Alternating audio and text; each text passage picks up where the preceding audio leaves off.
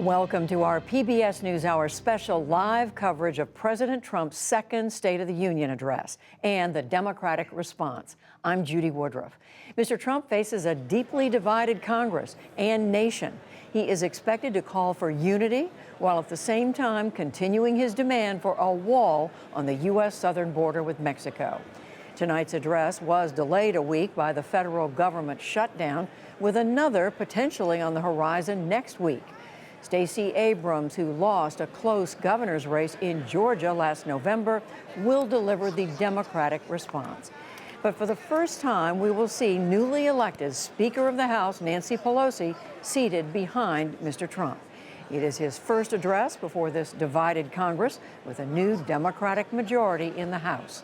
Our Lisa Desjardins is there at the Capitol, and Yamiche Alcindor is at the White House. Yamiche, the president left the White House. He's just arrived at the Capitol. What do we expect him to say?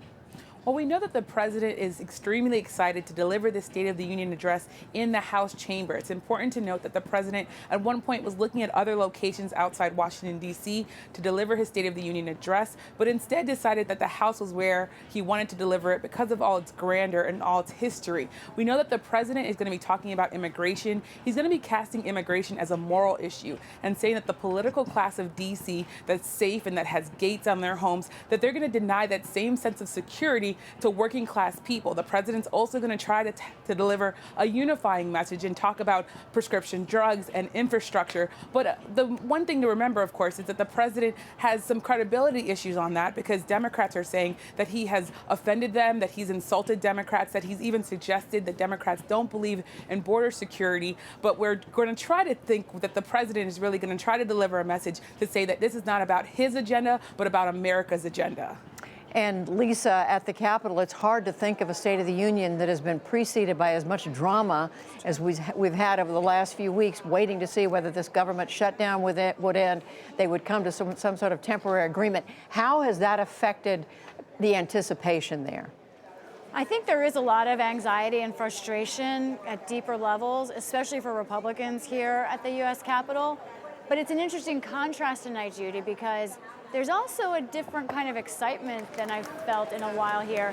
And that's because, think about it, there are 101 new members of this Congress, many of them never elected to office before. Lisa, I'm going to interrupt you just a second. Just 1 second. The President of the United States! And the president enters the chamber of the House of Representatives. Lisa, I interrupted you so that we could hear the president announced by the Sergeant at Arms, but continue with what you were saying. You were saying a lot of anxiety there. Well, I'm happy to be interrupted by the entrance of the President of the United States. I'll step aside anytime for that. There is anxiety, especially among Republicans, over the shutdown, and kind of in general, the last year has been one of ups and downs legislatively. However, there's a lot of excitement because think about this, 101 people in that chamber are newly elected. They've never been to a State of the Union before. So there's almost just sort of like a first day of school kind of excitement for many of these, especially younger and first-time lawmakers that are in that chamber tonight. Yeah, you're exactly right. And a lot of them are a lot younger than the class that preceded them. As we watch President Trump greet and be greeted by members of Congress who are seated there along the aisle, I want to introduce all of you to the team who's going to be with me watching the president and analyzing his remarks later. Joining us all this night, syndicated columnist Mark Shields, Amy Walter of the Cook Political Report, Peter Wehner of the Ethics and Public Policy Center in Washington, who served in the last 3 Republican administrations, Karine Jean-Pierre, senior advisor to MoveOn.org. She worked in the Obama White House, and Chris Buskirk, editor of the conservative blog American Greatness. Welcome to all of you. And Mark Shields, I'm going to come to you first. Sure. This is the President Trump's second State of the Union address, but the atmosphere, I think it's fair to say, is very different from last year. Totally different, Judy. After presidents have suffered stinging rebukes in midterm elections, the common approach is to reach a common ground, to reach across the aisle, come in a little bit humble, as Bill Clinton did in '94, as George Bush did in 2007. And it'll be interesting to see if President Donald Trump does try that sort of grace note that particularly comes to mind with George W. Bush, who said that he was so privileged to speak words that nobody had ever spoken before, Madam Speaker, when he introduced Nancy Pelosi the first time she was Speaker. And so I'll just be interested to see how he handles the rebuke or just ignores it. And President Trump is giving, as tradition would have it, a copy of his remarks, the address, to both Speaker Pelosi and Vice President Mike Pence, both of whom will be sitting behind him and will be watching their reactions throughout the night because they are the fixture, as tradition would have it. The president, at this point, enjoying round of applause that he's getting as he and everybody's standing, Democrats and Republicans. It's a point of honor as the president comes in. Peter Wehner, you've watched this president before. He seems to be enjoying the moment. Well, he enjoys it when he's the center of attention, and he is the center of attention. But I'll tell you what I'm looking for in this speech is his aides are saying that this is going to be an effort to unify the country. I just don't think that's realistic. And the reason I don't is that this is a person whose entire presidency has been based on division and acrimony and anger. And number one, I don't know that he can pull it off. And number two, even if he does, I don't know how plausible it is or how long it'll last. Amy Walter, that's the skepticism that's out there, isn't it? Well, and it's a well-earned skepticism. But look, there are actually real things on the table here that have to be, theoretically, have to be figured out in the next few days here, especially about a potential government shutdown. Madam Speaker, Mr. Vice President, members of Congress, the First Lady of the United States,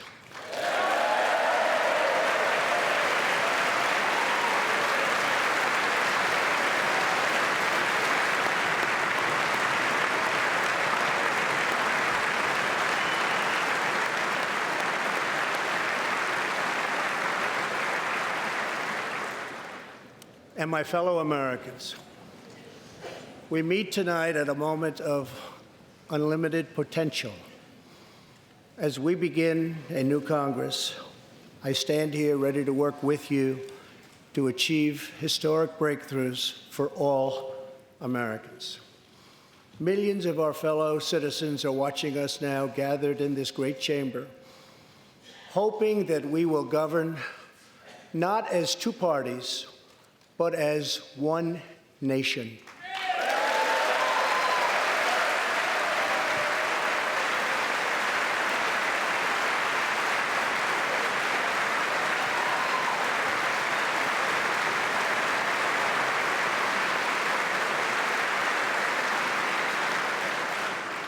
The agenda I will lay out this evening is not a Republican agenda or a Democrat agenda. It's the agenda of the American people.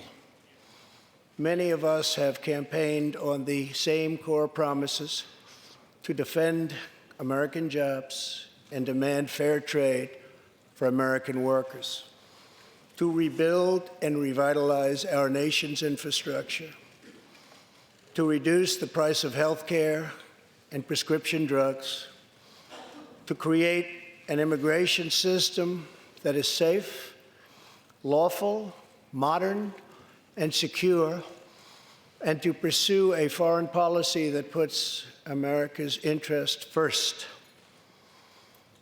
There is a new opportunity in American politics if only we have the courage together to seize it.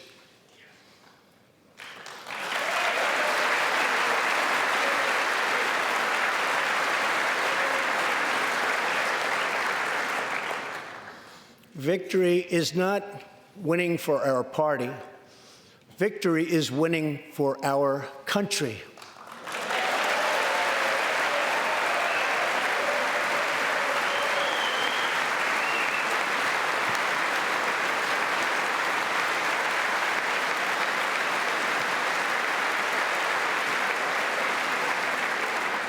This year, America will recognize two important anniversaries that show us the majesty of America's mission and the power of American pride. In June, we mark 75 years since the start of what General Dwight D. Eisenhower called the Great Crusade, the Allied liberation of Europe in World War II.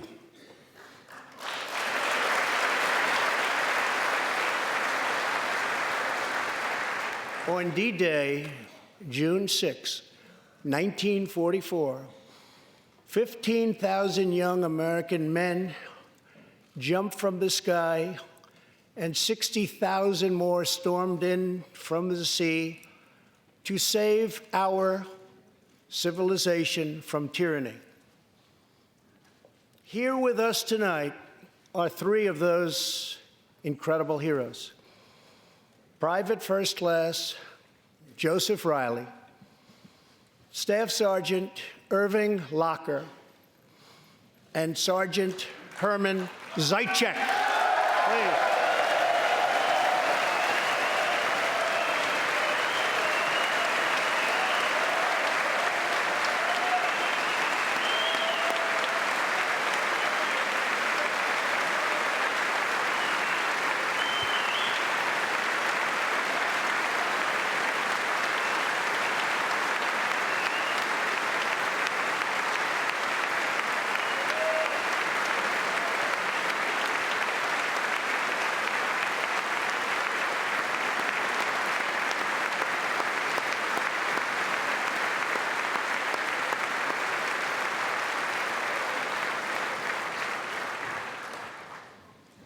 Gentlemen, we salute you. In 2019, we also celebrate 50 years since brave young pilots flew 250,000 miles through space to plant the American flag on the face of the moon. Half a century later, we are joined by one of the Apollo 11 astronauts who planted that flag, Buzz Aldrin.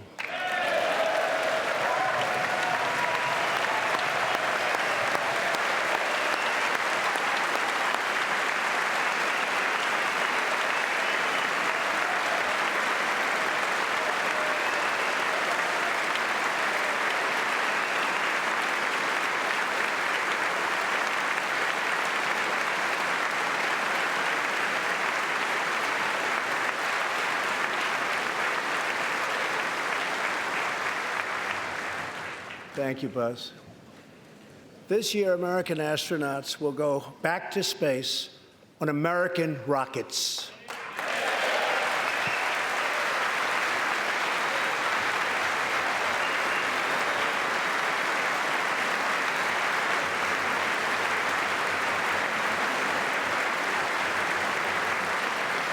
In the 20th century, America saved freedom, transformed science, redefined the middle class, and when you get down to it, there's nothing anywhere in the world that can compete with America.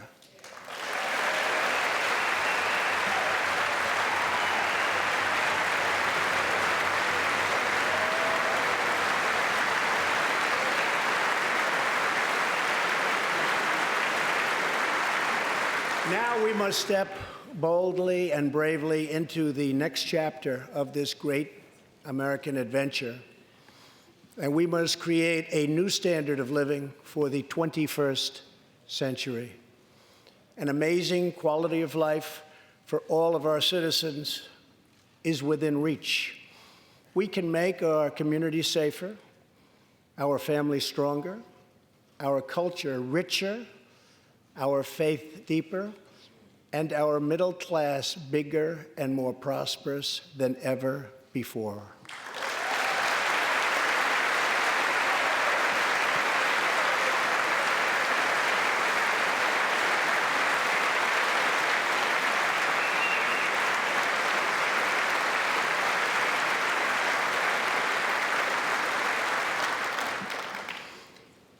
But we must reject the politics of revenge, resistance, and retribution, and embrace the boundless potential of cooperation, compromise, and the common good.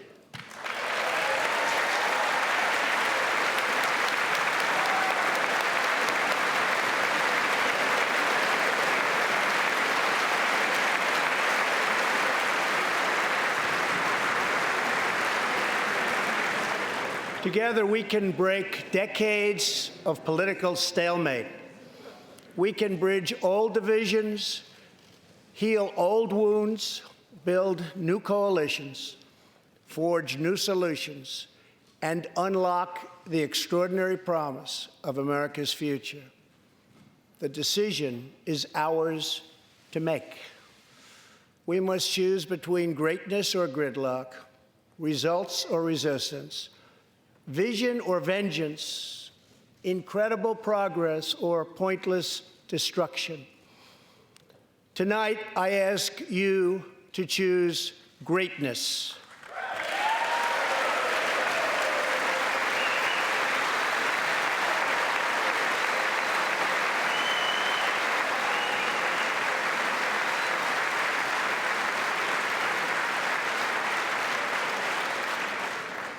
Over the last 2 years, my administration has moved with urgency and historic speed to confront problems neglected by leaders of both parties over many decades. In just over 2 years since the election, we have launched an unprecedented economic boom, a boom that has rarely been seen before. There's been nothing like it. We have created 5.3 million new jobs, and importantly added 600,000 new manufacturing jobs, something which almost everyone said was impossible to do. But the fact is, we are just getting started.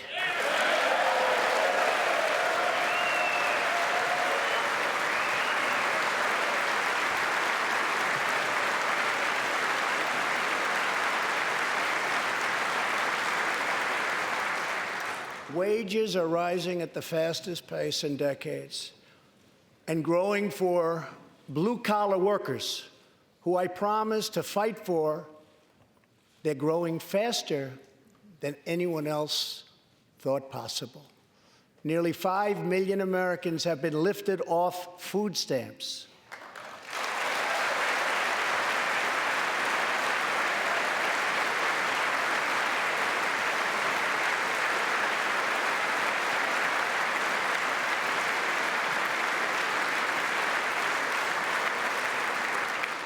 The U.S. economy is growing almost twice as fast today as when I took office, and we are considered far and away the hottest economy anywhere in the world, not even close.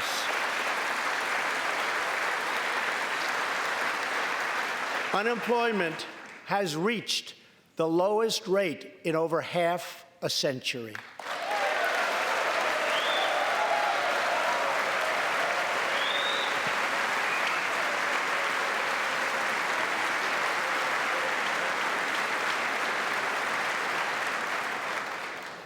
African American, Hispanic American, and Asian American unemployment have all reached their lowest levels ever recorded.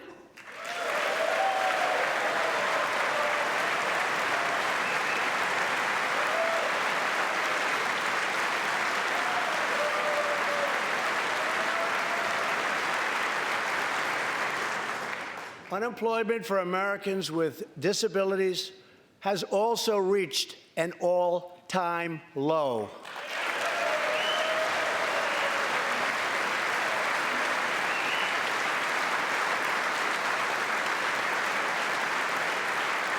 More people are working now than at any time in the history of our country. 157 million people at work.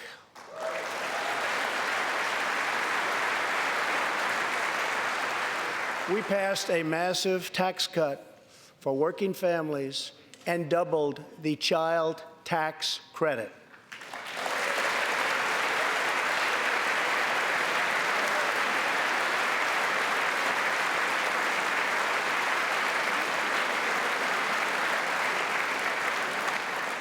We virtually ended the estate tax, or death tax, as it is often called, on small businesses, for ranchers, and also for family farms.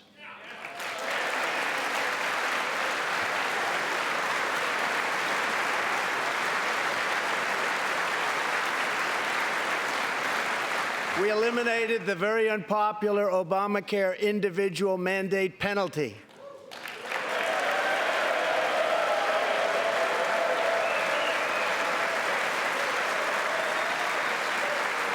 And to give critically ill patients access to life-saving cures, we passed, very importantly, right to try.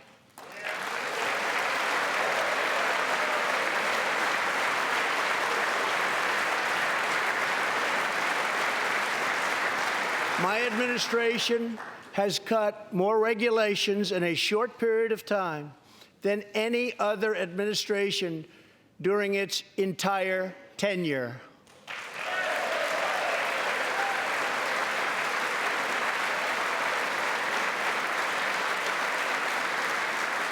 Companies are coming back to our country in large numbers, thanks to our historic reductions in taxes and regulations.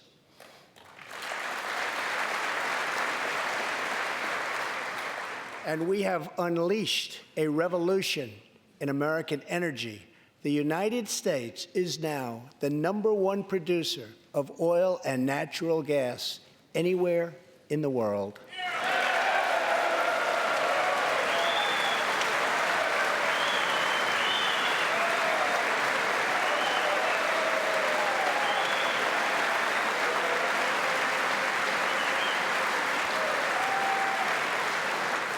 And now, for the first time in 65 years, we are a net exporter of energy.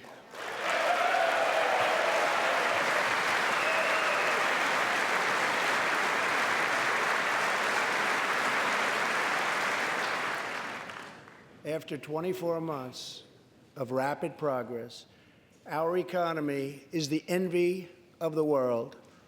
Our military is the most powerful on earth by far. And America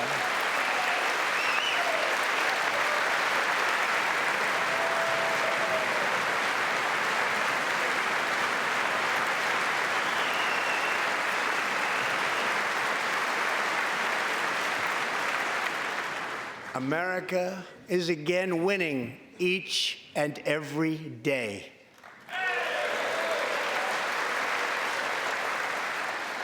Members of Congress, the state of our union is strong.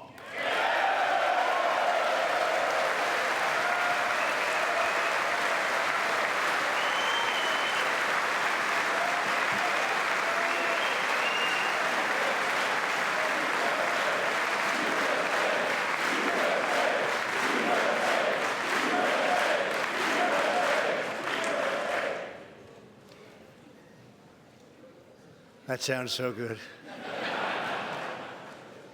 Our country is vibrant, and our economy is thriving like never before. On Friday, it was announced that we added another 304,000 jobs last month alone, almost double the number expected.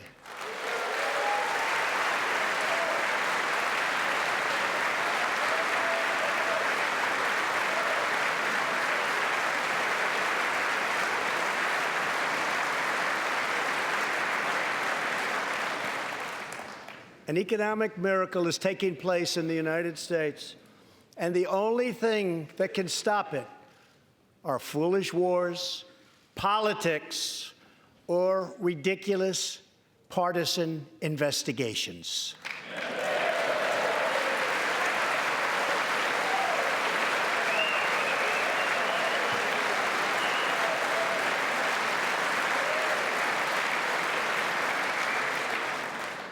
If there is going to be peace and legislation, there cannot be war and investigation. It just doesn't work that way. We must be united at home to defeat our adversaries abroad.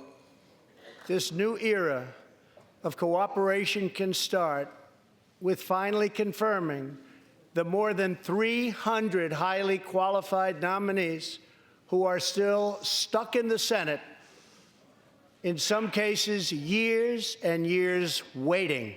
Not right.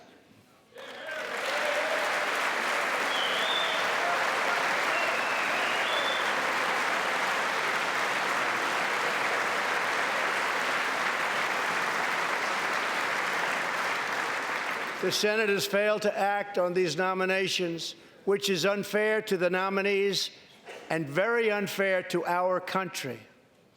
Now is the time for bipartisan action. Believe it or not, we have already proven that that's possible.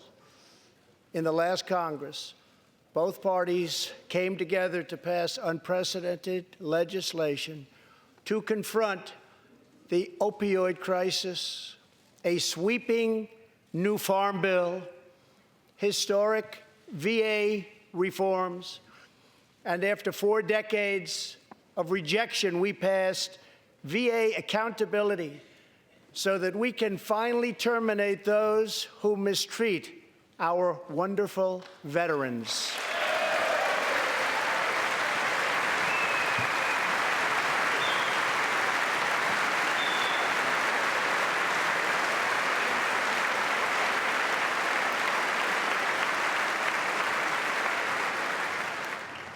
And just weeks ago, both parties united for groundbreaking criminal justice reform. They said it couldn't be done.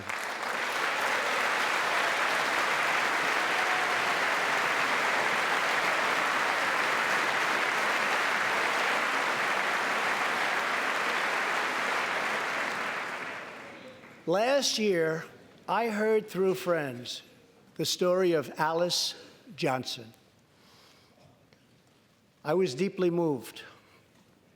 In 1997, Alice was sentenced to life in prison as a first-time nonviolent drug offender.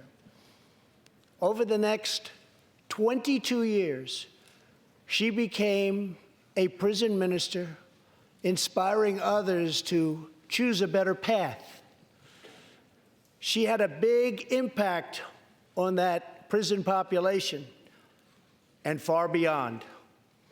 Alice's story underscores the disparities and unfairness that can exist in criminal sentencing and the need to remedy this total injustice.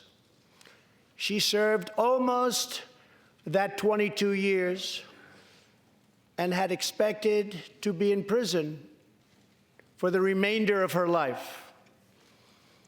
In June, I commuted Alice's sentence. When I saw Alice's beautiful family greet her at the prison gates, hugging and kissing and crying and laughing, I knew I did something right. Alice is with us tonight, and she is a terrific woman. Terrific. Alice, please.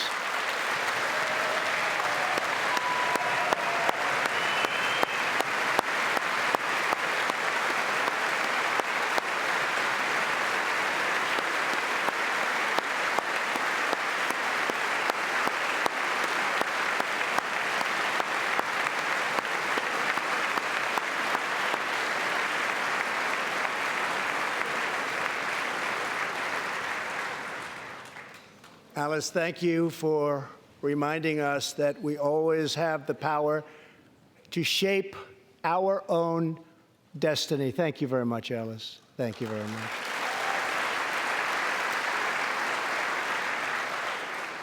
Inspired by stories like Alice's, my administration worked closely with members of both parties to sign the First Step Act into law. Big deal. It's a big deal.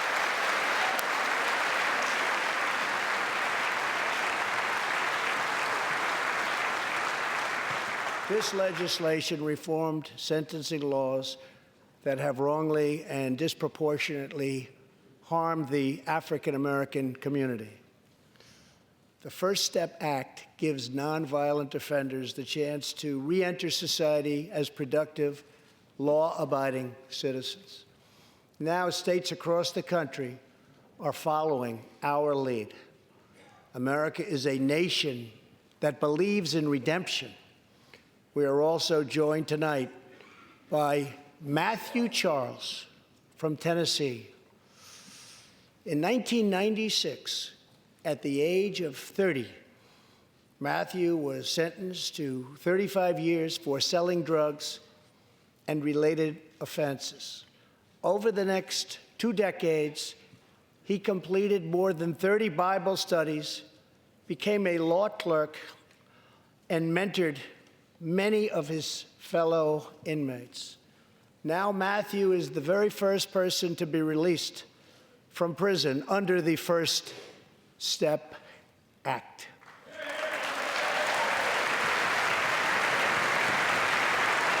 Matthew, please.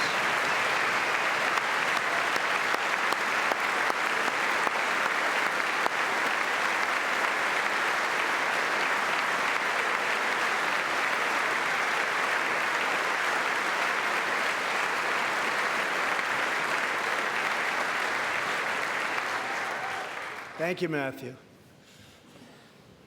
Welcome home.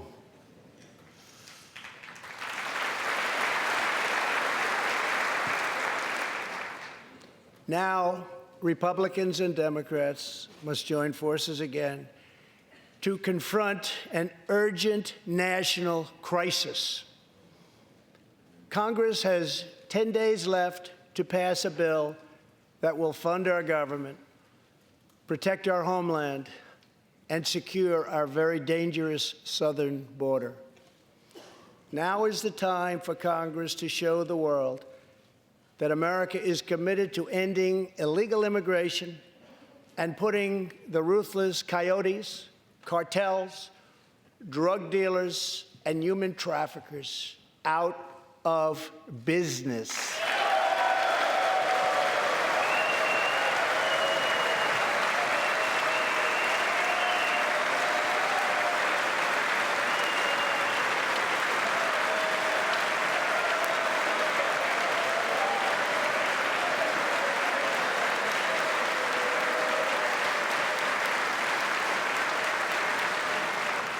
As we speak, large, organized caravans are on the march to the United States. We have just heard that Mexican cities, in order to remove the illegal immigrants from their communities, are getting trucks and buses to bring them up to our country in areas where there is little border protection. I have ordered another 3,750 troops to our southern border to prepare for this tremendous onslaught. This is a moral issue. The lawless state of our southern border is a threat to the safety, security, and financial well-being of all America. We have a moral duty to create an immigration system that protects the lives and jobs of our citizens. This includes our obligation to the millions of immigrants living here today who followed the rules and respected our laws. Legal immigrants enrich our nation and strengthen our society in countless ways.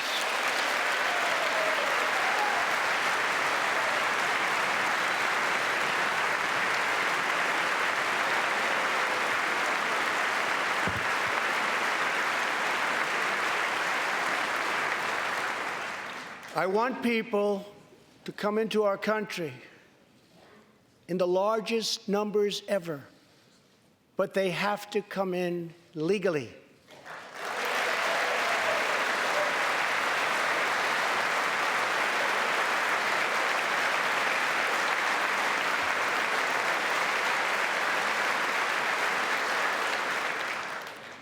Tonight, I am asking you to defend our very dangerous southern border out of love and devotion to our fellow citizens and to our country.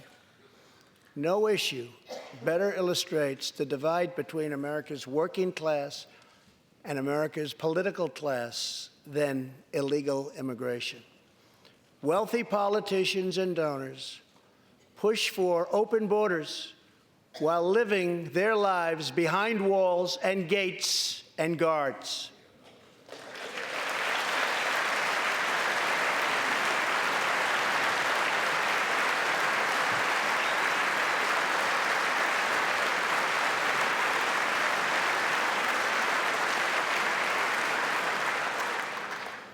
Meanwhile, working-class Americans are left to pay the price for mass illegal immigration. Reduced jobs, lower wages, overburdened schools, hospitals that are so crowded you can't get in, increased crime, and a depleted social safety net. Tolerance for illegal immigration is not compassionate. It is actually very cruel.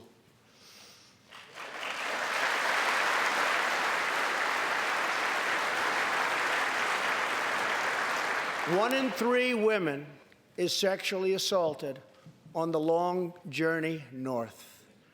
Smugglers use migrant children as human pawns to exploit our laws and gain access to our country. Human traffickers and sex traffickers take advantage of the wide open areas between our ports of entry to smuggle thousands of young girls and women into the United States and to sell them into prostitution and modern-day slavery.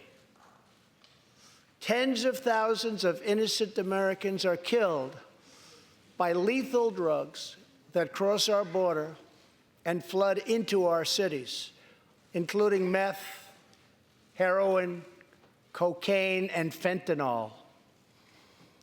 The savage gang, MS-13, now operates in at least 20 different American states, and they almost all come through our southern border. Just yesterday, an MS-13 gang member was taken into custody for a fatal shooting on a subway platform in New York City. We are removing these gang members by the thousands, but until we secure our border, they're going to keep streaming right back in. Year after year, countless Americans are murdered by criminal, illegal aliens. I've gotten to know many wonderful angel moms and dads and families. No one should ever have to suffer the horrible heartache that they have had to endure. Here tonight is Deborah Bissell. Just 3 weeks ago, Deborah's parents, Gerald and Sharon, were burglarized and shot to death in their Reno, Nevada home by an illegal alien. They were in their 80s and are survived by 4 children, 11 grandchildren, and 20 great-grandchildren. Also here tonight are Gerald and Sharon's granddaughter, Heather, and great-granddaughter, Madison. To Deborah, Heather, Madison, please stand. Few can understand your pain. Thank you, and thank you for being here. Thank you very much.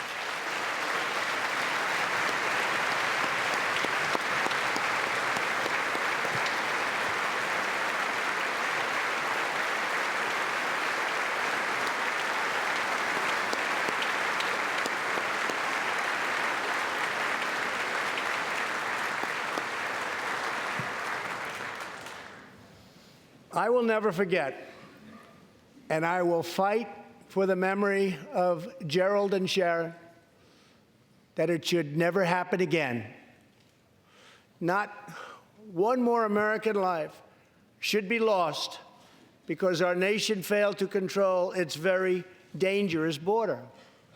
In the last 2 years, our brave ICE officers made 266,000 arrests of criminal aliens including those charged or convicted of nearly 100,000 assaults, 30,000 sex crimes, and 4,000 killings or murders. We are joined tonight by one of those law enforcement heroes, ICE Special Agent Elvin Hernandez. When Elvin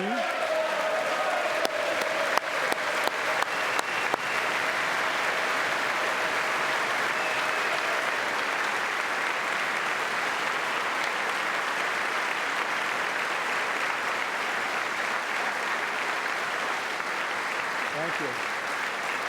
When Elvin was a boy, he and his family legally immigrated to the United States from the Dominican Republic.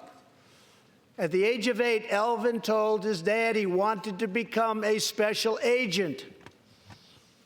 Today, he leads investigations into the scourge of international sex trafficking. Elvin says that if I can make sure these young girls get their justice, I've really done my job. Thanks to his work and that of his incredible colleagues, more than 300 women and girls have been rescued from the horror of this terrible situation. And more than 1,500 sadistic traffickers have been put behind bars.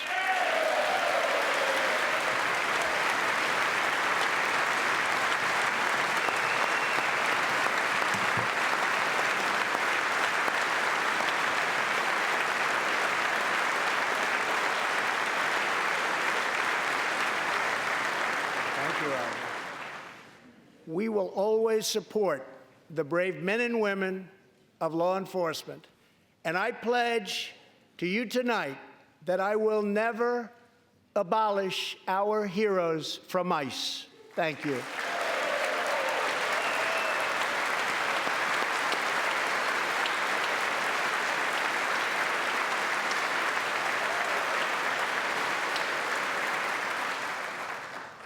My administration has sent to Congress a common sense proposal to end the crisis on the southern border.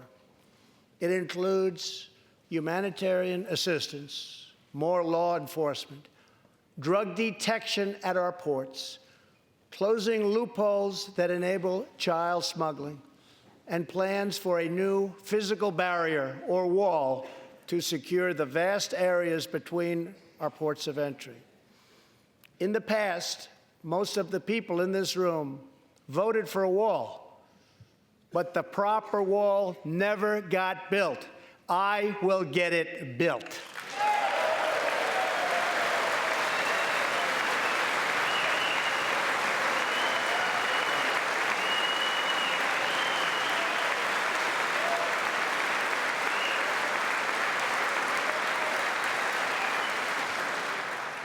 This is a smart, strategic, see-through steel barrier, not just a simple concrete wall. It will be deployed in the areas identified by the border agents as having the greatest need, and these agents will tell you where walls go up, illegal crossings go way, way down.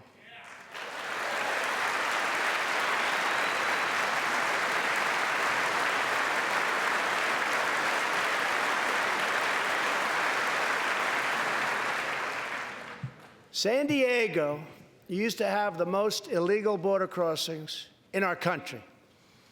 In response, a strong security wall was put in place. This powerful barrier almost completely ended illegal crossings. The border city of El Paso, Texas, used to have extremely high rates of violent crime, one of the highest in the entire country, and considered one of our nation's most dangerous cities. Now, immediately upon its building, with a powerful barrier in place, El Paso is one of the safest cities in our country. Simply put, walls work and walls save lives.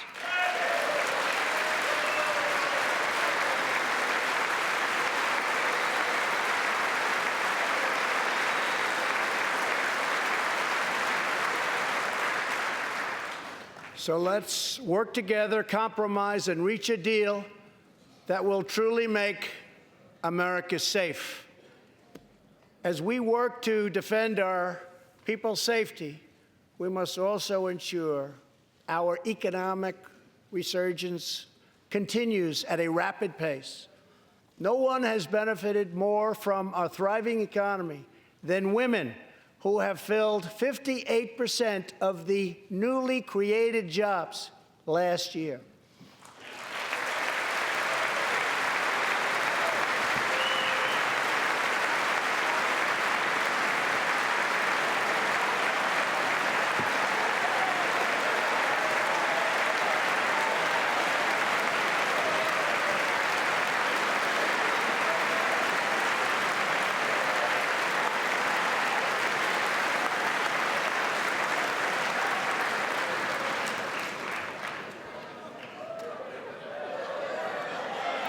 You weren't supposed to do that.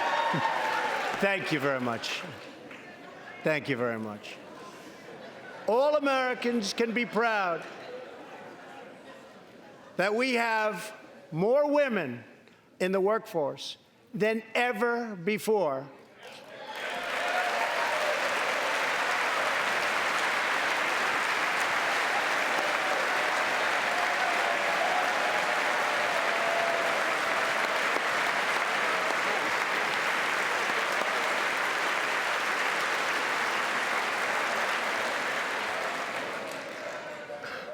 Don't sit yet. You're going to like this. And exactly 1 century after Congress passed the constitutional amendment giving women the right to vote, we also have more women serving in Congress than at any time before.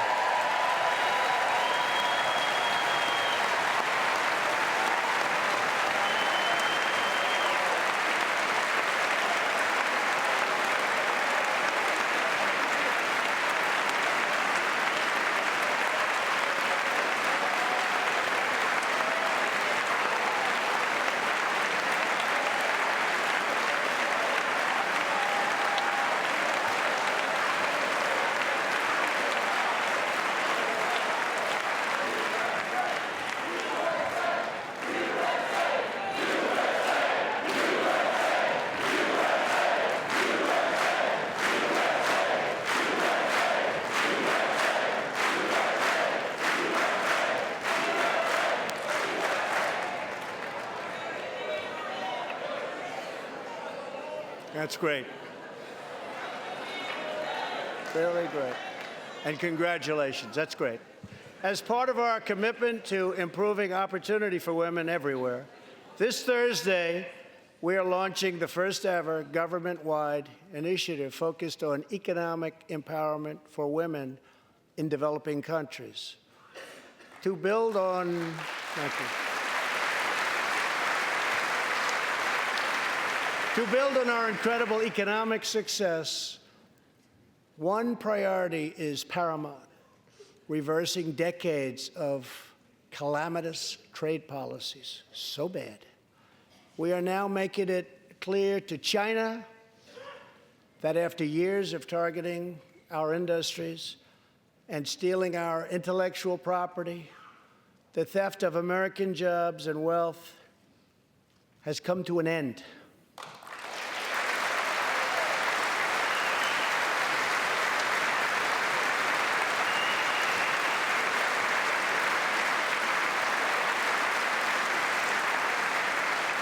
Therefore, we recently imposed tariffs on $250 billion of Chinese goods, and now our Treasury is receiving billions and billions of dollars.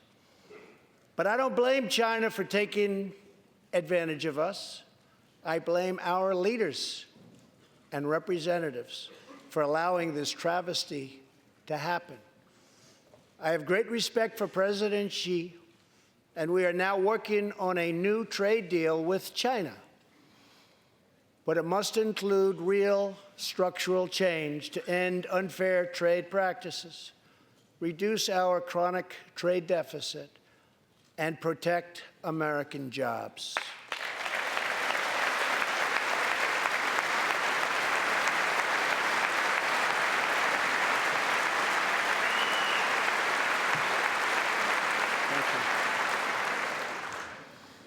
Another historic trade blunder was the catastrophe known as NAFTA. I have met the men and women of Michigan, Ohio, Pennsylvania, Indiana, New Hampshire, and many other states whose dreams were shattered by the signing of NAFTA. For years, politicians promised them they would renegotiate for a better deal, but no one ever tried until now. Our new U.S.-Mexico-Canada agreement, the USMCA, will replace NAFTA and deliver for American workers like they haven't had delivered to for a long time.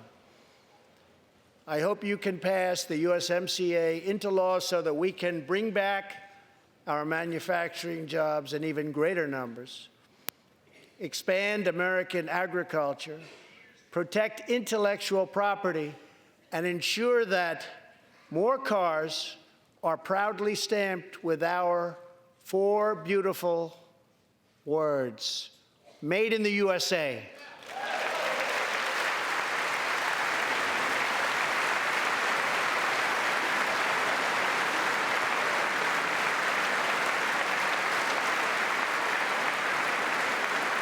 Tonight, I am also asking you to pass the United States Reciprocal Trade Act so that if another country places an unfair tariff on an American product, we can charge them the exact same tariff on the exact same product that they sell to us.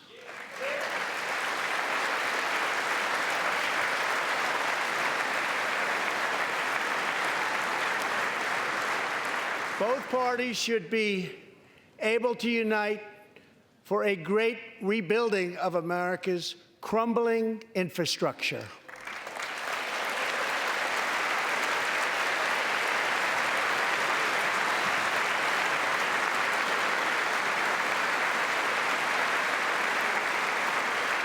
I know that Congress is eager to pass an infrastructure bill, and I am eager to work with you on legislation to deliver new and important infrastructure investment, including investments in the cutting-edge industries of the future.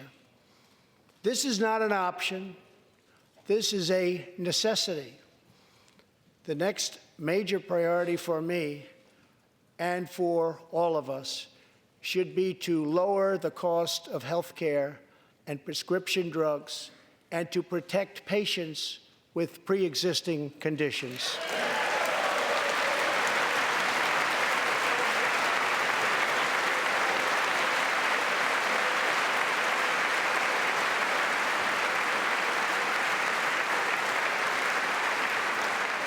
Already as a result of my administration's efforts in 2018, drug prices experienced their single largest decline in 46 years.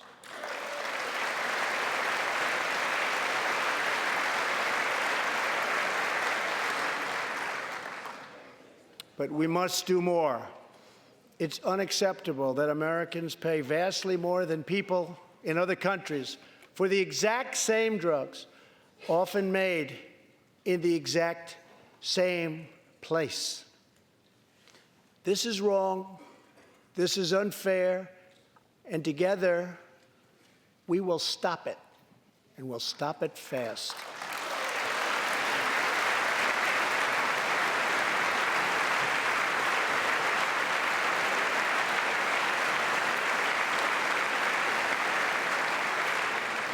I am asking Congress to pass legislation that finally takes on the problem of global freeloading and delivers fairness and price transparency for American patients, finally.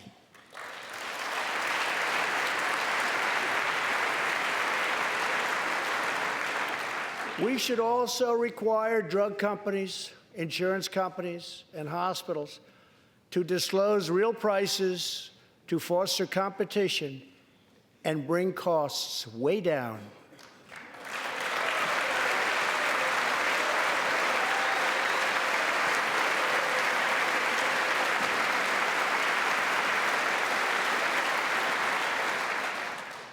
No force in history has done more to advance the human condition than American freedom.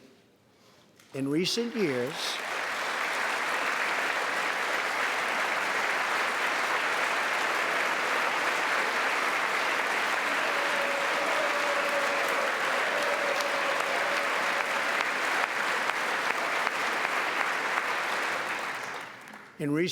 we have made remarkable progress in the fight against HIV and AIDS.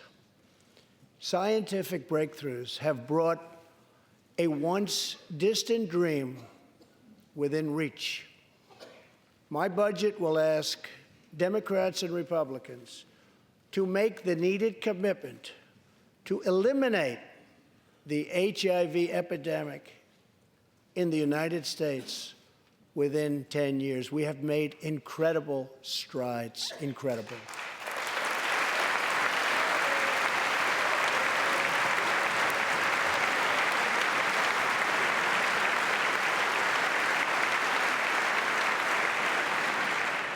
Together, we will defeat AIDS in America and beyond.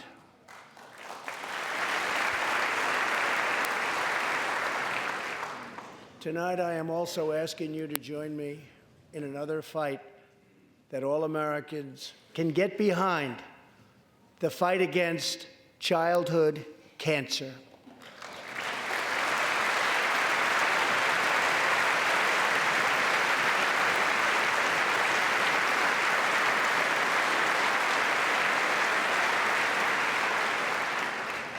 Joining Melania in the gallery this evening is a very brave 10-year-old girl, Grace Eline. Every birthday,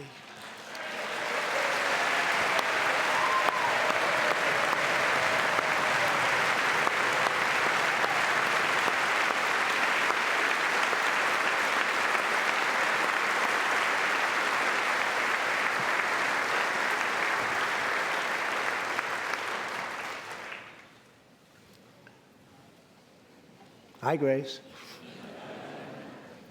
Every birthday since she was 4, Grace asked her friends to donate to St. Jude's Children's Hospital. She did not know that one day she might be a patient herself. That's what happened. Last year, Grace was diagnosed with brain cancer. Immediately, she began radiation treatment. At the same time, she rallied her community and raised more than $40,000 for the fight against cancer.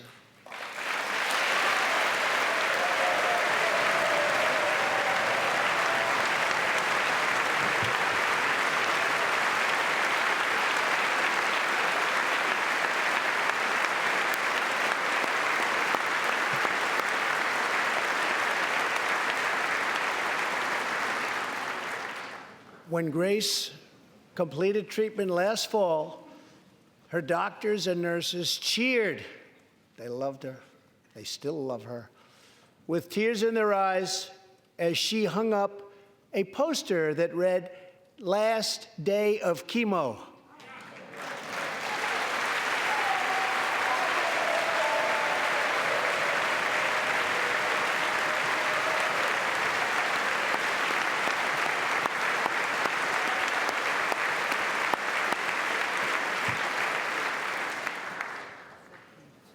Thank you very much, Grace. You are a great inspiration to everyone in this room. Thank you very much. Many childhood cancers have not seen new therapies in decades. My budget will ask Congress for $500 million over the next 10 years to fund this critical life-saving research. To help support working parents, the time has come to pass school choice for Americans' children.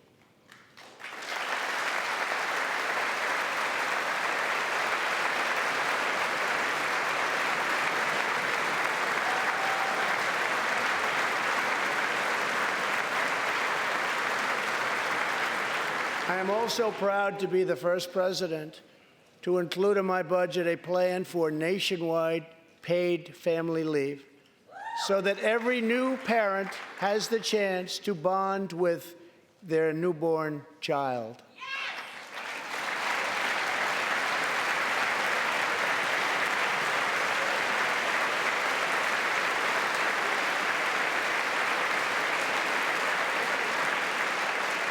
There could be no greater contrast to the beautiful image of a mother holding her infant child than the chilling displays our nation saw in recent days.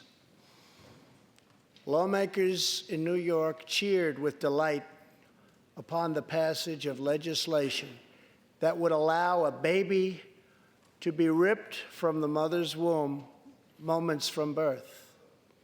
These are living, feeling, beautiful babies who will never get the chance to share their love and their dreams with the world. And then we had the case of the governor of Virginia, where he stated he would execute a baby after birth. To defend the dignity of every person, I am asking Congress to pass legislation to prohibit the late-term abortion of children who can feel pain in the mother's womb.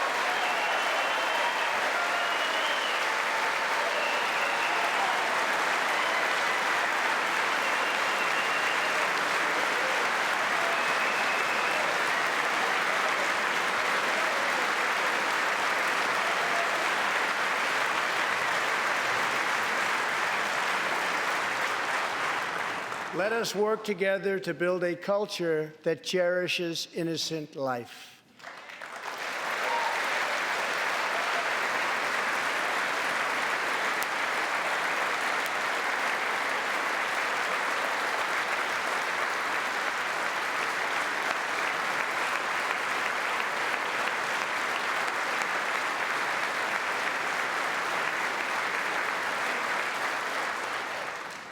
And let us reaffirm a fundamental truth. All children, born and unborn, are made in the holy image of God. The final part of my agenda is to protect American security. Over the last 2 years, we have begun to fully rebuild the United States military with $700 billion last year and $716 billion this year. We are also getting other nations to pay their fair share. Finally.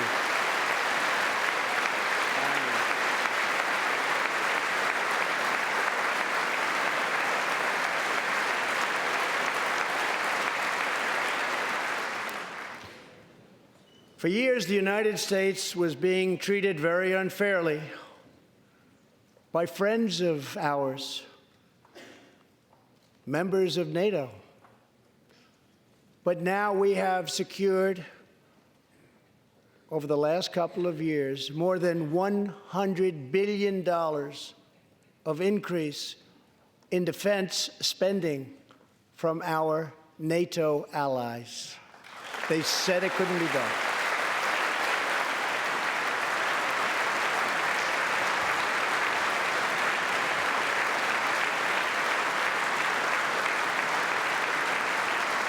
As part of our military buildup, the United States is developing a state-of-the-art missile defense system.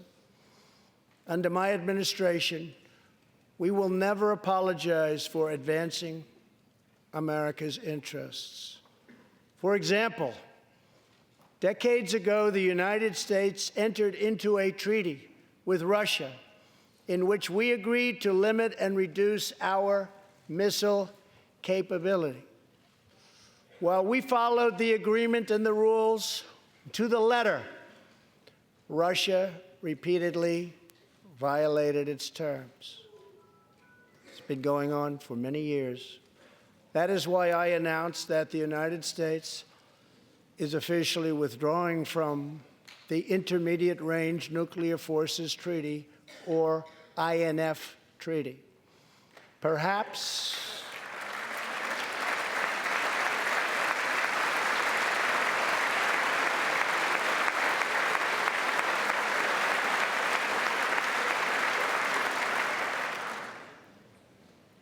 we really have no choice.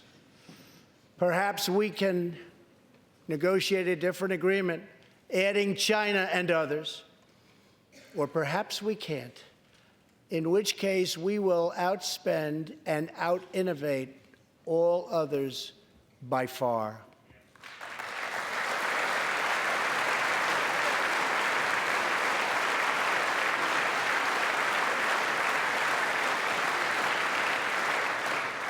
As part of a bold new diplomacy, we continue our historic push for peace on the Korean Peninsula.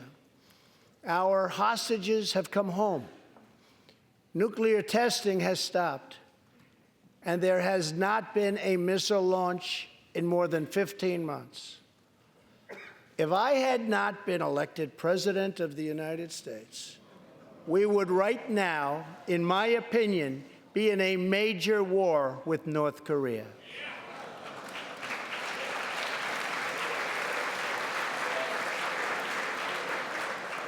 Much work remains to be done, but my relationship with Kim Jong-un is a good one. Chairman Kim and I will meet again on February 27th and 28th in Vietnam.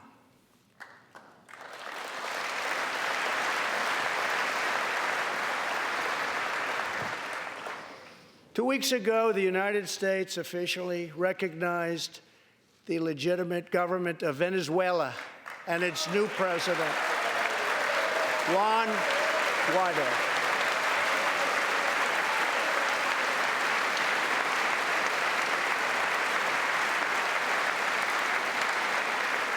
We stand with the Venezuelan people in their noble quest for freedom, and we condemn the brutality of the Maduro regime, whose socialist policies have turned that nation from being the wealthiest in South America into a state of abject poverty and despair.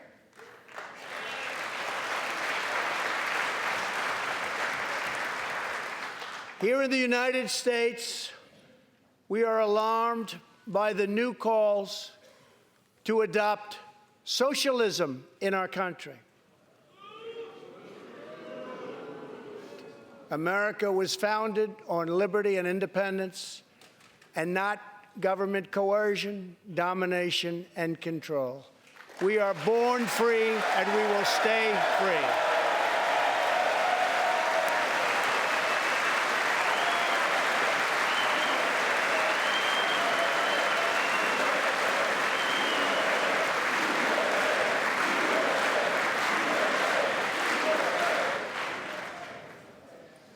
Tonight, we renew our resolve that America will never be a socialist country.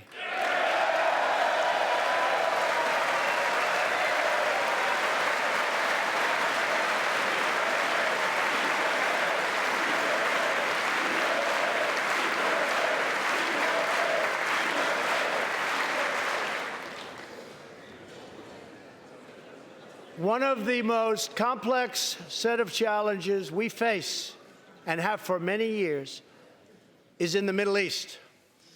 Our approach is based on principled realism, not discredited theories that have failed for decades to yield progress. For this reason, my administration recognized the true capital of Israel and proudly opened the American Embassy in Jerusalem.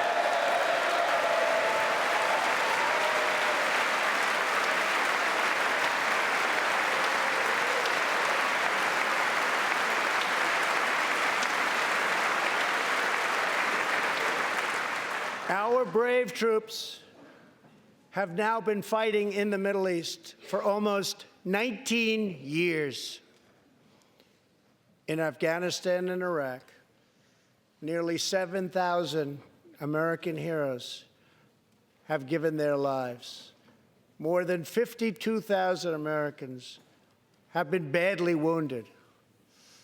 We have spent more than $7 trillion in fighting wars in the Middle East. As a candidate for president, I loudly pledged a new approach. Great nations do not fight endless wars.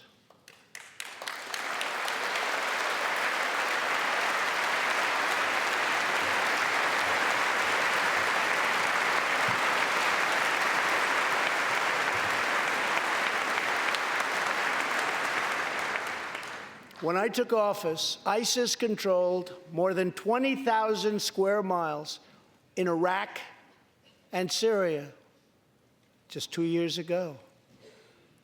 Today, we have liberated virtually all of the territory from the grip of these bloodthirsty monsters. Now, as we work with our allies to destroy the remnants of ISIS, it is time to give our brave warriors in Syria a warm welcome home. I have also accelerated our negotiations to reach, if possible, a political settlement in Afghanistan. The opposing side is also very happy to be negotiating. Our troops have fought with unmatched valor, and thanks to their bravery, we are now able to pursue a possible political solution to this long and bloody conflict.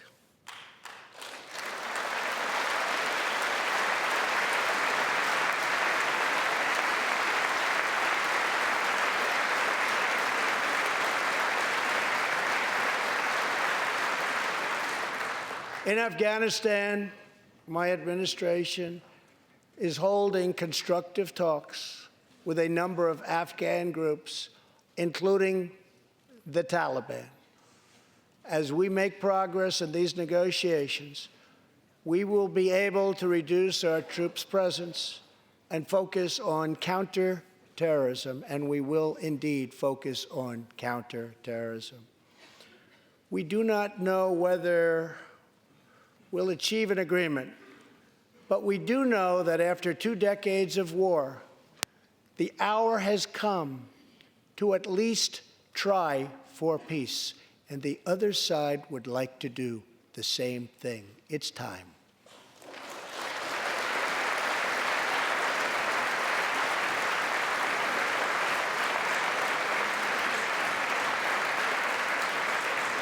Above all, friend and foe alike must never doubt this nation's power and will to defend our people. 18 years ago, violent terrorists attacked the USS Cole, and last month, American forces killed one of the leaders of that attack.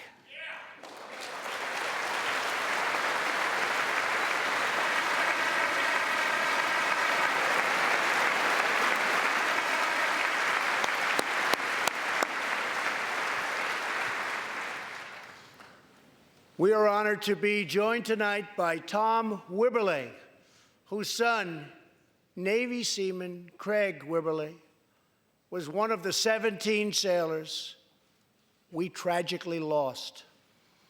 Tom, we vow to always remember the heroes of the USS Cole. Thank you, Tom.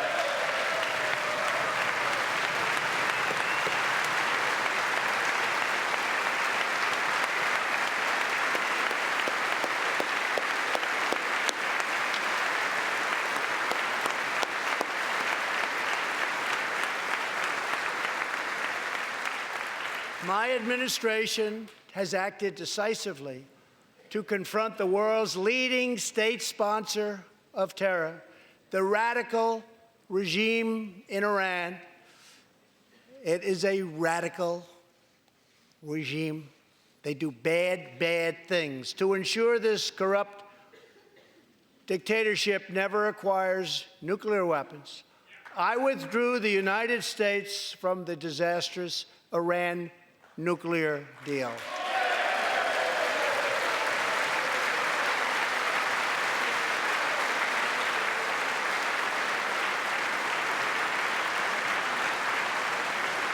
And last fall, we put in place the toughest sanctions ever imposed by us on a country. We will not avert our eyes from a regime that chants death to America and threatens genocide against the Jewish people.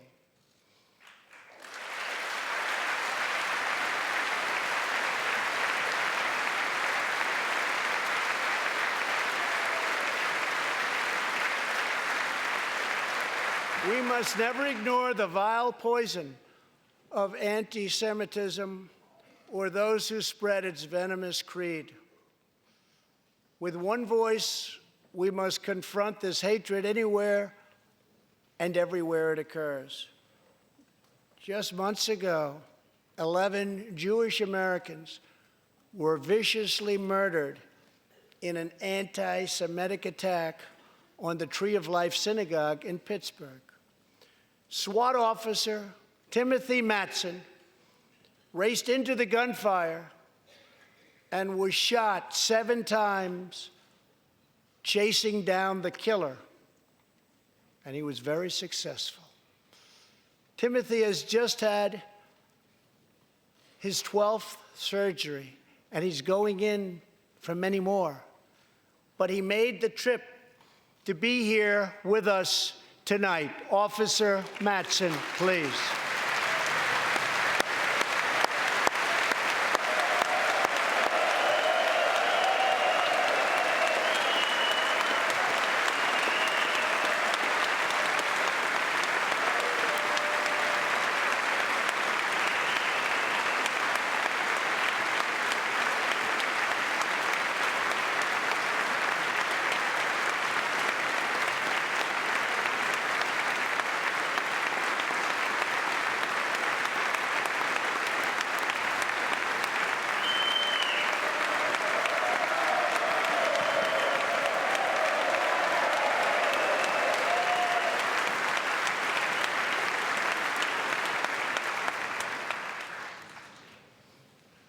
Thank you. We are forever grateful. Thank you very much. Tonight, we are also joined by Pittsburgh survivor, Judah Samet. He arrived at the synagogue as the massacre began. But not only did Judah narrowly escape death last fall, more than 7 decades ago, he narrowly survived the Nazi concentration camps. Today is Judah's 81st birthday.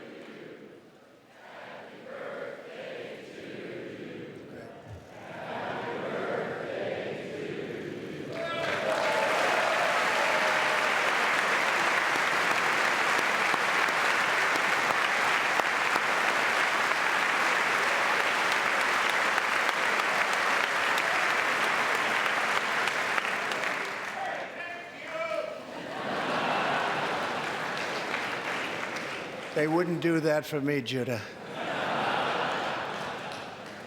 Judah says he can still remember the exact moment nearly 75 years ago, after 10 months in a concentration camp, when he and his family were put on a train and told they were going to another camp.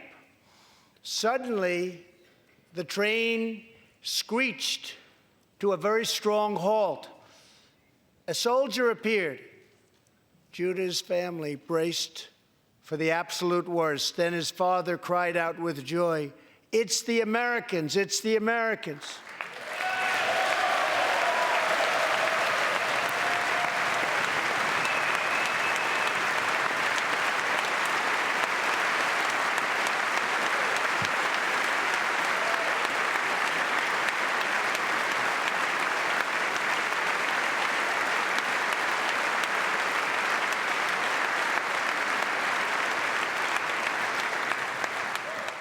Thank you.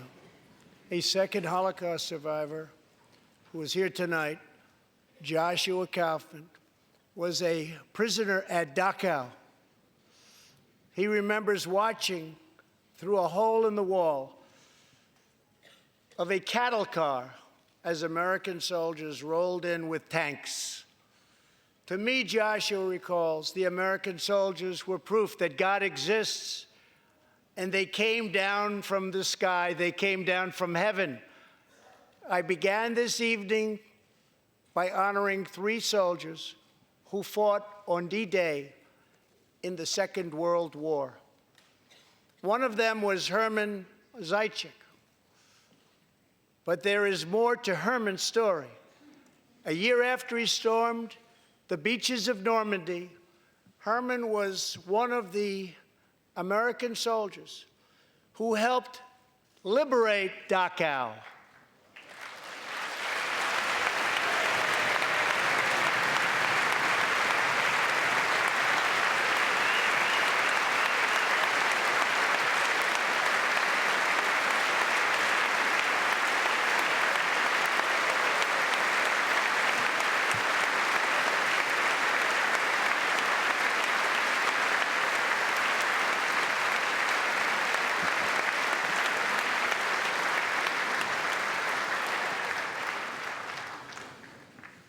He was one of the Americans who helped rescue Joshua from that hell on earth. Almost 75 years later, Herman and Joshua are both together in the gallery tonight, seated side by side, here in the home of American freedom. Herman and Joshua, your presence this evening is very much appreciated. Thank you very much.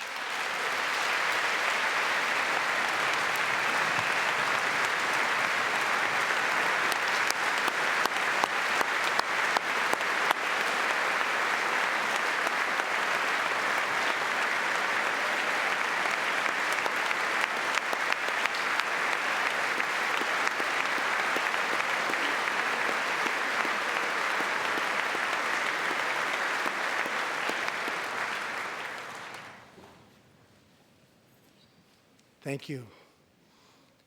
When American soldiers set out beneath the dark skies over the English Channel in the early hours of D-Day, 1944, they were just young men of 18 and 19, hurtling on fragile landing craft toward the most momentous battle in the history of war. They did not know if they would survive the hour. They did not know if they would grow old, but they knew that America had to prevail. Their cause was this nation and generations yet unborn. Why did they do it? They did it for America. They did it for us. Everything that has come since our triumph over communism, our giant leaps of science and discovery, our unrivaled progress towards equality and justice, all of it is possible thanks to the blood and tears and courage and vision of the Americans who came before. Think of this Capitol. Think of this very chamber where lawmakers before you voted to end slavery, to build the railroads and the highways, and defeat fascism, to secure civil rights, and to face down evil empires.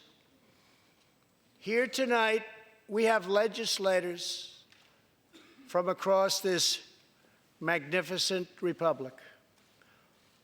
You have come from the rocky shores of Maine and the volcanic peaks of Hawaii, from the snowy woods of Wisconsin and the red deserts of Arizona, from the green farms of Kentucky and the golden beaches of California. Together, we represent the most extraordinary nation in all of history. What will we do with this moment? How will we be remembered? I ask the men and women of this Congress, look at the opportunities before us. Our most thrilling achievements are still ahead. Our most exciting journeys still await. Our biggest victories are still to come. We have not yet begun to dream. We must choose whether we are defined by our differences or whether we dare to transcend them. We must choose whether we squander our great inheritance or whether we proudly declare that we are Americans. We do the incredible. We defy the impossible. We conquer the unknown.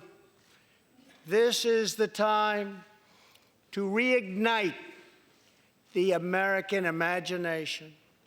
This is the time to search for the tallest summit and set our sights on the brightest star.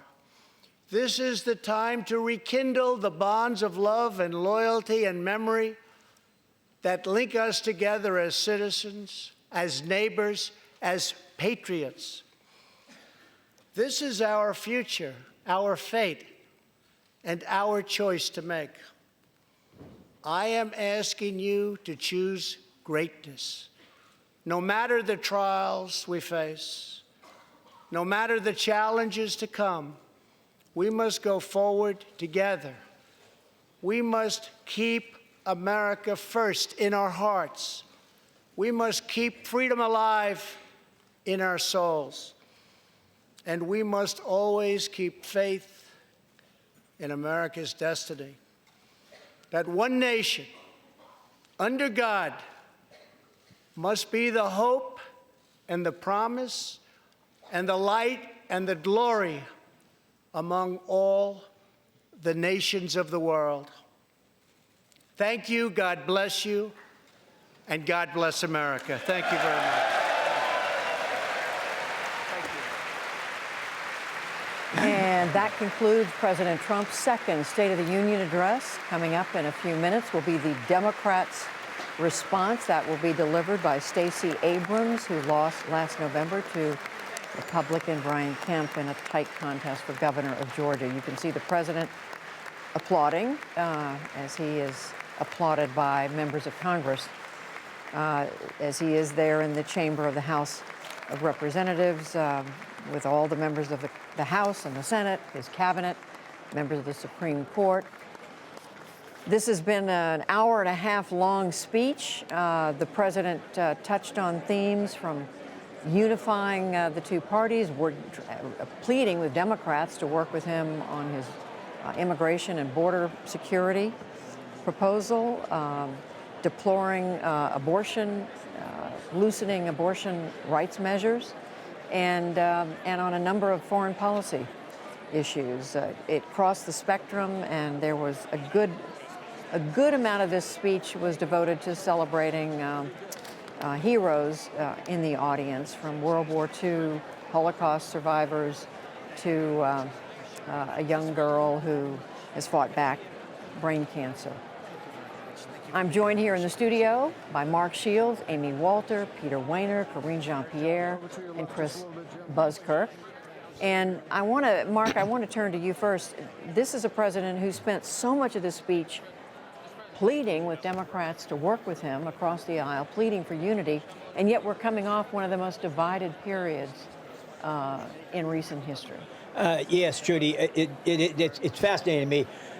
As I listen to the speech, he devoted 3 pages of the speech to the economy. And he's got a marvelous economic story to tell, and he never talks about it. I mean, he very, very rarely brings it up. And he did tonight, and I think he's on strong ground when he does it. The rest of it, when he said this is not, he opened it up by saying this is not a two-party. It's not, I don't want a Republican or Democrat response. Anytime you use Democrat as an adjective, it sends up the hairs on the back of every Democrat's neck. The word is democratic. That's an adjective. Democrat is a dismissive, pejorative word. And, so if you're offering an olive branch, that isn't the way to begin. It was a long speech. He delivers the speech better than he has in the past, but I just thought it was conspicuously unmemorable. Peter Wehner? I'd say a couple of things. Just from the craft of a speech, it was very bad. It was banal, it was undisciplined, it was windy, and it was tossed together. It didn't have the sense that there was somebody in control of the speech. The teleprompter is not a friend of Donald Trump, and he proved that tonight. And this is a man who's more or less allergic to eloquence, and he showed that again tonight. So in that respect, I thought it was a bad speech. I thought it was, contrary to what his aide said, it wasn't a speech of unity. It was, at its core, a speech for the base. He devoted 1 sentence to education, and he must have gone on 15 minutes on illegal immigration.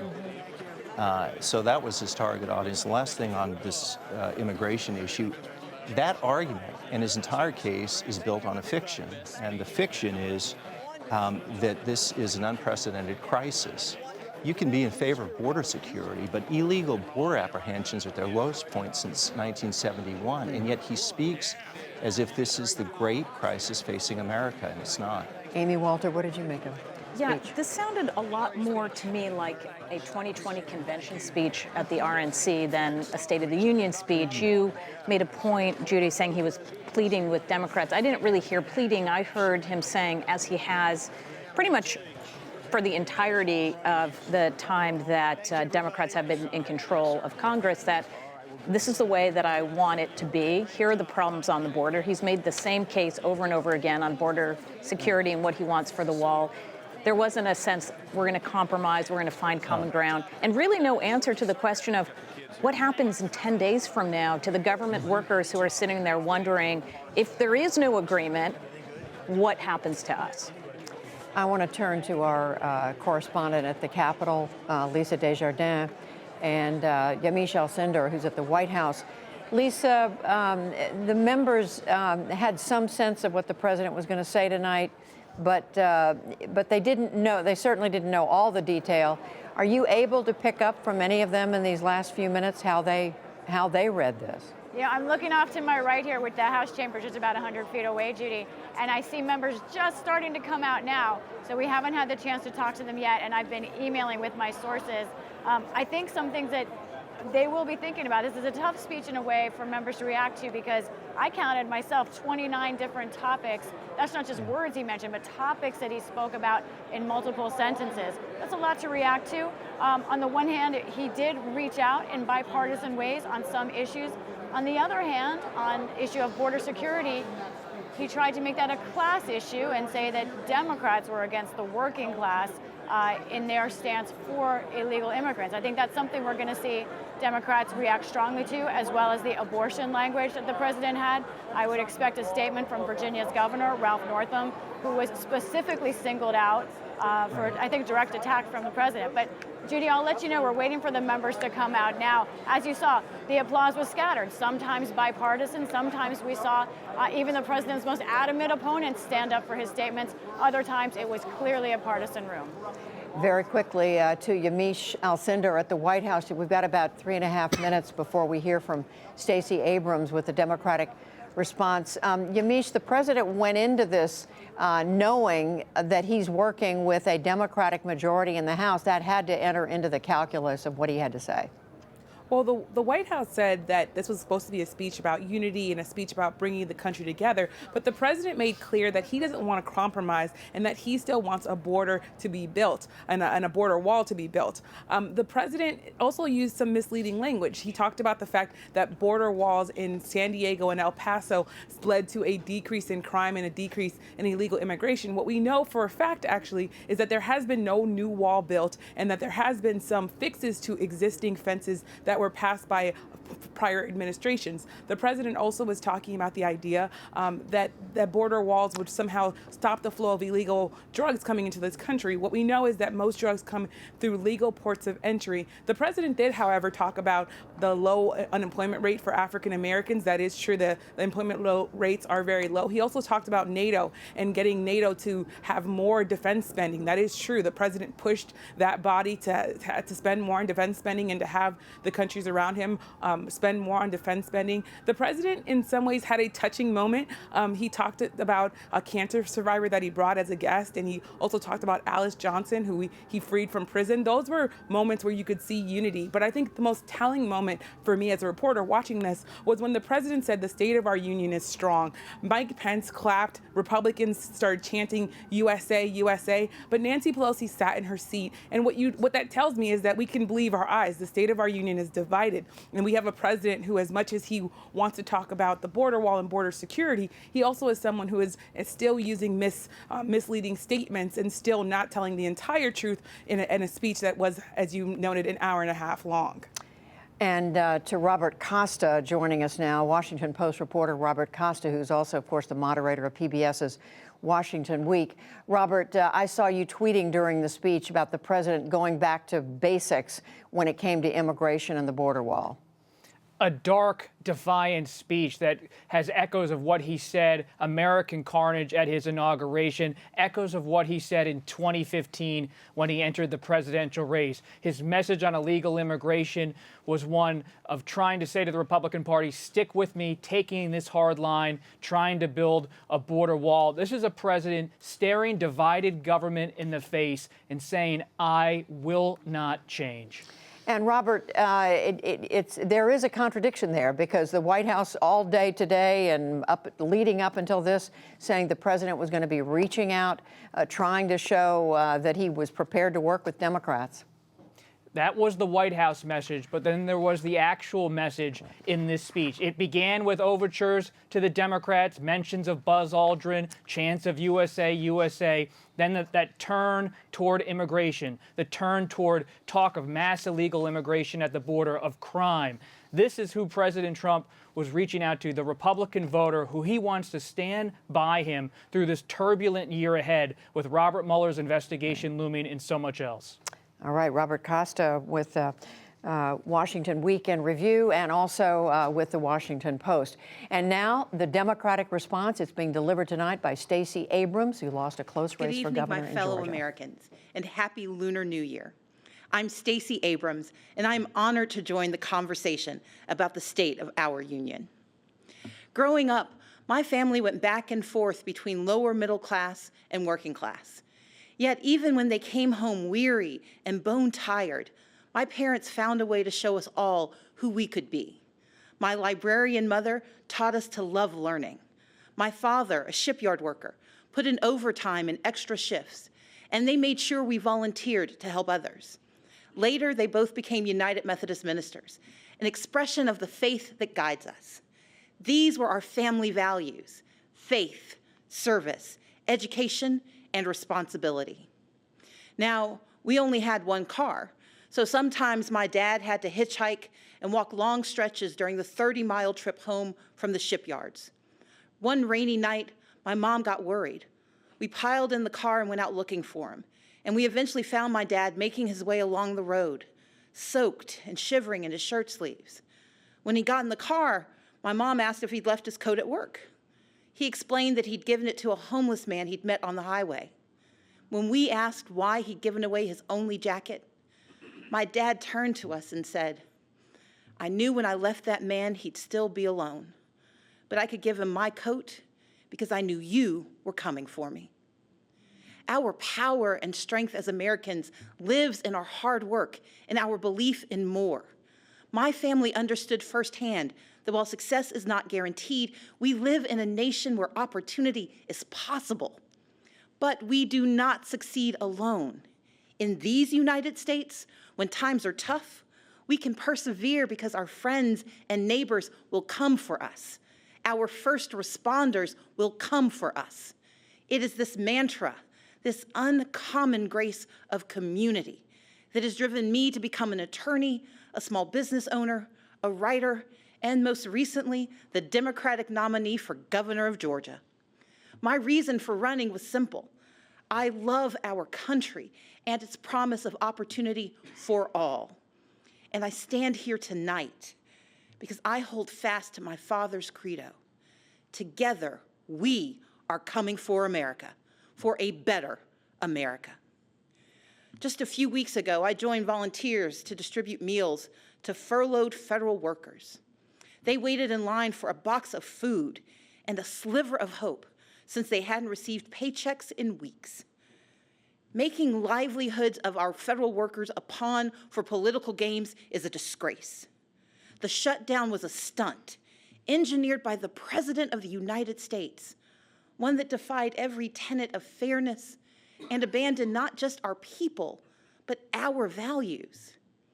For 7 years, I led the Democratic Party in the Georgia House of Representatives. I didn't always agree with the Republican speaker or governor, but I understood that our constituents didn't care about our political parties, they cared about their lives. So when we had to negotiate criminal justice reform or transportation or foster care improvements, the leaders of our state didn't shut down. We came together and we kept our word. It should be no different in our nation's capital. We may come from different sides of the political aisle, but our joint commitment to the ideals of this nation cannot be negotiable. Our most urgent work is to realize Americans' dreams of today and tomorrow, to carve a path to independence and prosperity that can last a lifetime. Children deserve an excellent education from cradle to career. We owe them safe schools and the highest standards, regardless of zip code. Yet this White House responds timidly, while first graders practice active shooter drills, and the price of higher education grows ever steeper. From now on, our leaders must be willing to tackle gun safety measures and face the crippling effect of educational loans, to support educators and invest what is necessary to unleash the power of America's greatest minds. In Georgia and around the country, people are striving for a middle class where a salary truly equals economic security. But instead, families' hopes are being crushed by Republican leadership that ignores real life or just doesn't understand it. Under the current administration, far too many hard-working Americans are falling behind, living paycheck to paycheck, most without labor unions to protect them from even worse harm. The Republican tax bill rigged the system against working people. Rather than bringing back jobs, plants are closing, layoffs are looming, and wages struggle to keep pace with the actual cost of living. We owe more to the millions of everyday folks who keep our economy running, like truck drivers forced to buy their own rigs, farmers caught in a trade war, small business owners in search of capital, and domestic workers serving without labor protections. Women and men who could thrive if only they had the support and freedom to do so. We know bipartisanship could craft a 21st century immigration plan, but this administration chooses to cage children and tear families apart. Compassionate treatment at the border is not the same as open borders. President Reagan understood this. President Obama understood this. Americans understand this, and Democrats stand ready to effectively secure our ports and borders.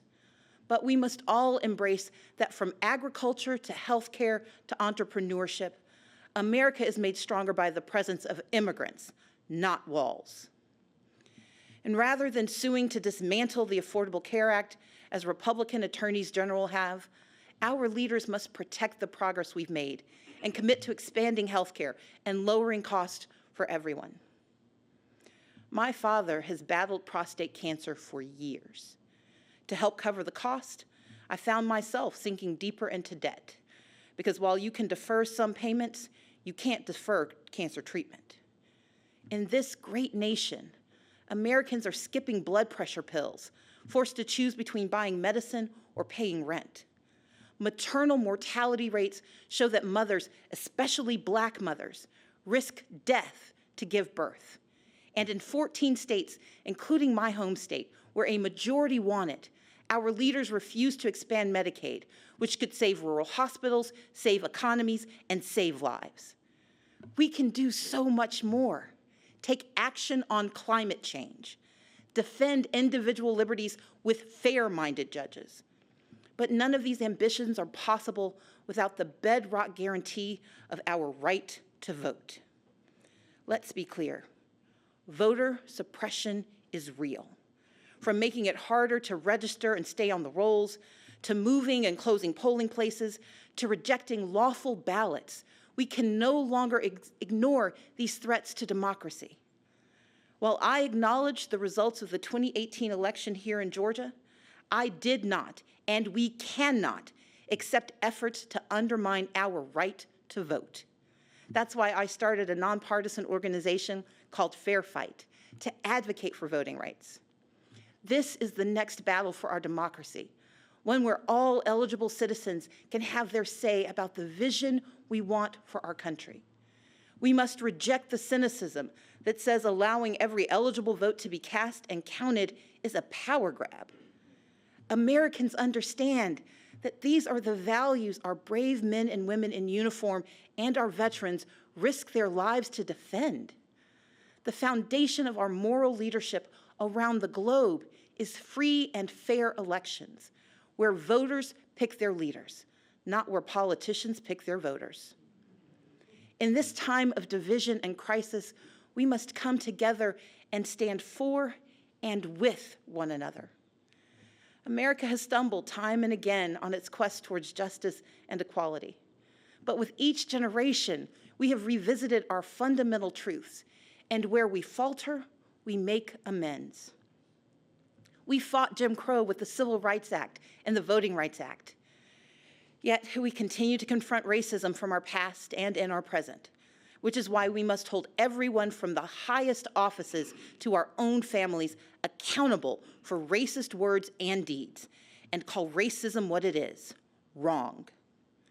America achieved a measure of reproductive justice in Roe v. Wade, but we must never forget it is immoral to allow politicians to harm women and families to advance a political agenda. We affirmed marriage equality, and yet the LGBTQ community remains under attack. So, even as I am very disappointed by the president's approach to our problems, I still don't want him to fail. But we need him to tell the truth and to respect his duties and respect the extraordinary diversity that defines America. Our progress has always been found in the refuge, in the basic instinct of the American experiment, to do right by our people. And with a renewed commitment to social and economic justice, we will create a stronger America together. Because America wins by fighting for our shared values against all enemies, foreign and domestic. That is who we are.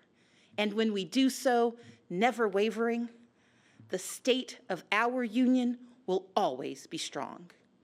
Thank you, and may God bless the United States of America. And that was Stacey Abrams delivering the Democrats' response to the president's State of the Union address. Still with us at the NewsHour table, Mark Shields, Amy Walter, Peter Wehner, Karine Jean-Pierre, and Chris Buskirk. Karine, remarkable on a number of counts. I mean, in contrast to the president, you have a woman of color delivering the Democratic response, and you have someone who lost a race who doesn't hold office right now. I believe that's a first. It is a first. To have someone not holding office making the Democratic response. She went to her family. She talked about her father, and she laid it on the line in terms of what this administration has done in terms of health care, immigration, and the shutdown. Yep, you said it perfectly, Judy. That's exactly right. She is the first Black woman to give a response. Look, giving a response is very difficult. It's not easy to do. Many have failed, and I believe she nailed it tonight. It was a complete opposite contrast to what we just heard from Donald Trump moments ago, a speech at a State of the Union that you would never hear being given by a president of the United States. Her speech was powerful. It was optimistic. It was talking about bringing people together. And it wasn't going down in the mud with Donald Trump, which is something that Democrats shouldn't do. It should be about a vision of how we're going to move America forward, and that's what we heard from her. Another thing that you just said, Judy, that I really agree with you on is having a woman of color respond to Donald Trump. That alone is such a powerful statement, especially from all the hateful rhetoric that we hear from this president and we've heard from this president these last 2 years. Chris Buskirk, what did you take away from Stacey Abrams? I thought two things: style and substance. I thought she was a really interesting choice to do the rebuttal. I was sort of expecting before she was announced maybe somebody like a Kamala Harris or something like that. And then the political context struck me, and I thought there are so many Democrats, Kamala Harris being one of them, running for president. They almost had to go with somebody who wasn't in office. And so there's this backdrop, which I keep thinking about: how does this whole night play into 2020, both for the president, also for Democrats who obviously will be seeking the presidency. And so that's sort of the style, the political part of it. On the substance, I thought it was very up in the air. It was very a lot of sort of glib talk about the shirt off my back and this sort of thing. Great. I mean, those things sound good, but then you have to sort of come up with policies to put behind that. There's the rhetoric and then there's the action.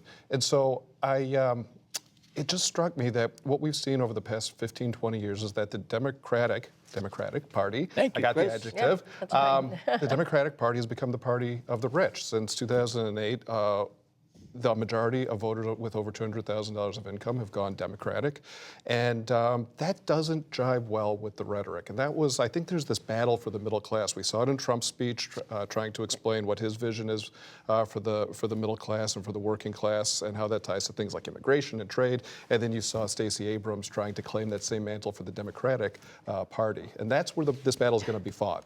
Is that what you heard, Mark Shields? Yeah, I mean, I think Stacey Abrams did not try to answer Donald Trump. She gave basically a Democratic speech, her Democratic speech, or sort of her signature speech. It's an impossible assignment for anybody. And if we wanted to list on one hand the memorable ones, I think, we unfortunately remember the unfortunate, Marco Rubio striving for the water, whatever else. Jim Webb, I think, probably gave the only good one I can remember. That was 15 or 13 years ago. But she was good. I think Chris is right. It was a way of avoiding a family argument. I mean, you choose her. You stay out of the presidential. You're not showing favoritism, and certainly, I mean, she emerged from that race in Georgia with a surprising strength. I just say one thing: what Trump tried to do in his speech was he tried to recreate the Reagan mystique. Ronald Reagan could talk about America and its values by talking about World War II and D-Day. He had a great gift for that. It doesn't ring true with Donald Trump because he's never talked about it before. It's never been part of his basic composition or just in his knowledge. And I thought that the idea that an American first, which is what his foreign policy is, the irony is he's praising World War II and America's involvement in it when his predecessors in that movement, America First, did everything they could to stay out of World War II. So, I mean, it's sort of an interesting bookend philosophically, if contradictory. It was striking that Stacey Abrams was the one who cited President Reagan. She That's talked right. about No, exactly. understanding that, Yep. compassionate treatment at the border is not the same as open borders. Yep. Put Stacey Abrams in context, Peter Weiner, with what the president had to say. Well, as everybody said, it's very, very hard to give a response to the State of the Union. I thought that she carried off pretty well. I mean, you've had some people who have crashed and burned in these kinds of things. Nobody's ever given a response to State of the Union that's been really deeply memorable, and this one won't be either. It was probably a good choice for the Democrats to make for the reasons that Chris said. I thought she was relitigating to some extent her loss in Georgia. She spent a fair amount on the right to vote. That's an important issue. But when you have 7 minutes to give a national response, I think I probably would have advised going in a different direction. It was culture, leaning toward culture as opposed to economic growth. And it wasn't a hugely uplifting vision, but it was fine. I will say that a week from now, both speeches, I think, will be forgotten. What do you think the overriding message? You're right. With everybody, the yeah. contrast will be important. I think Chris made a good point too. It's, we get into 2020, the battle is who best represents the middle class, do middle class people, who do they think is looking out for them, the Republican or the Democrat? And also this fight that we're going to see in 2020 reflects what Mark was talking about. The president, really a nostalgia, right, for the way things were and celebrating things of the past versus Stacey Abrams, what she represents, both her age, her gender, and her race, sort of future looking. We're going to have somebody that looks different, sounds different, comes from so many different places to be in a leadership position. So those will be a contrast. I thought she also basically hit every note of the sort of grievances of Democrats for the last 2 years.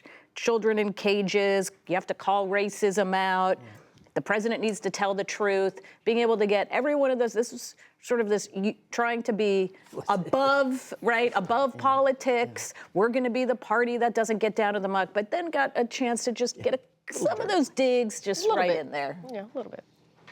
Yeah. Well, we are just a couple of minutes more before we take a short break, but I just want to quickly say to Karine, I thought from cosmetically, I think they needed more light. You said that at the beginning. You said it's so dark. It was dark, and I think when you summer. give the Democratic response, it's often in an unfortunate location. It's someplace it's not the chamber of the House, and you can't see, and you're focused on trying to see and hear sometimes, and they do reach for water. Yeah. Sometimes. Well, we are going to be back after the turn of the hour, but we know that some stations will be cutting away. We are coming up on 11 o'clock Eastern, 8 p.m. Pacific time, and as our coverage of the State of the Union continues, we are going to give some PBS stations the opportunity to resume their regular programming. But for those stations staying with us, and for those of you watching online, don't go anywhere. We will be right back. Mark Shields, Peter Weiner, Chris Buzzkirk, Amy Walter, and Karine Jean-Pierre. Thank you.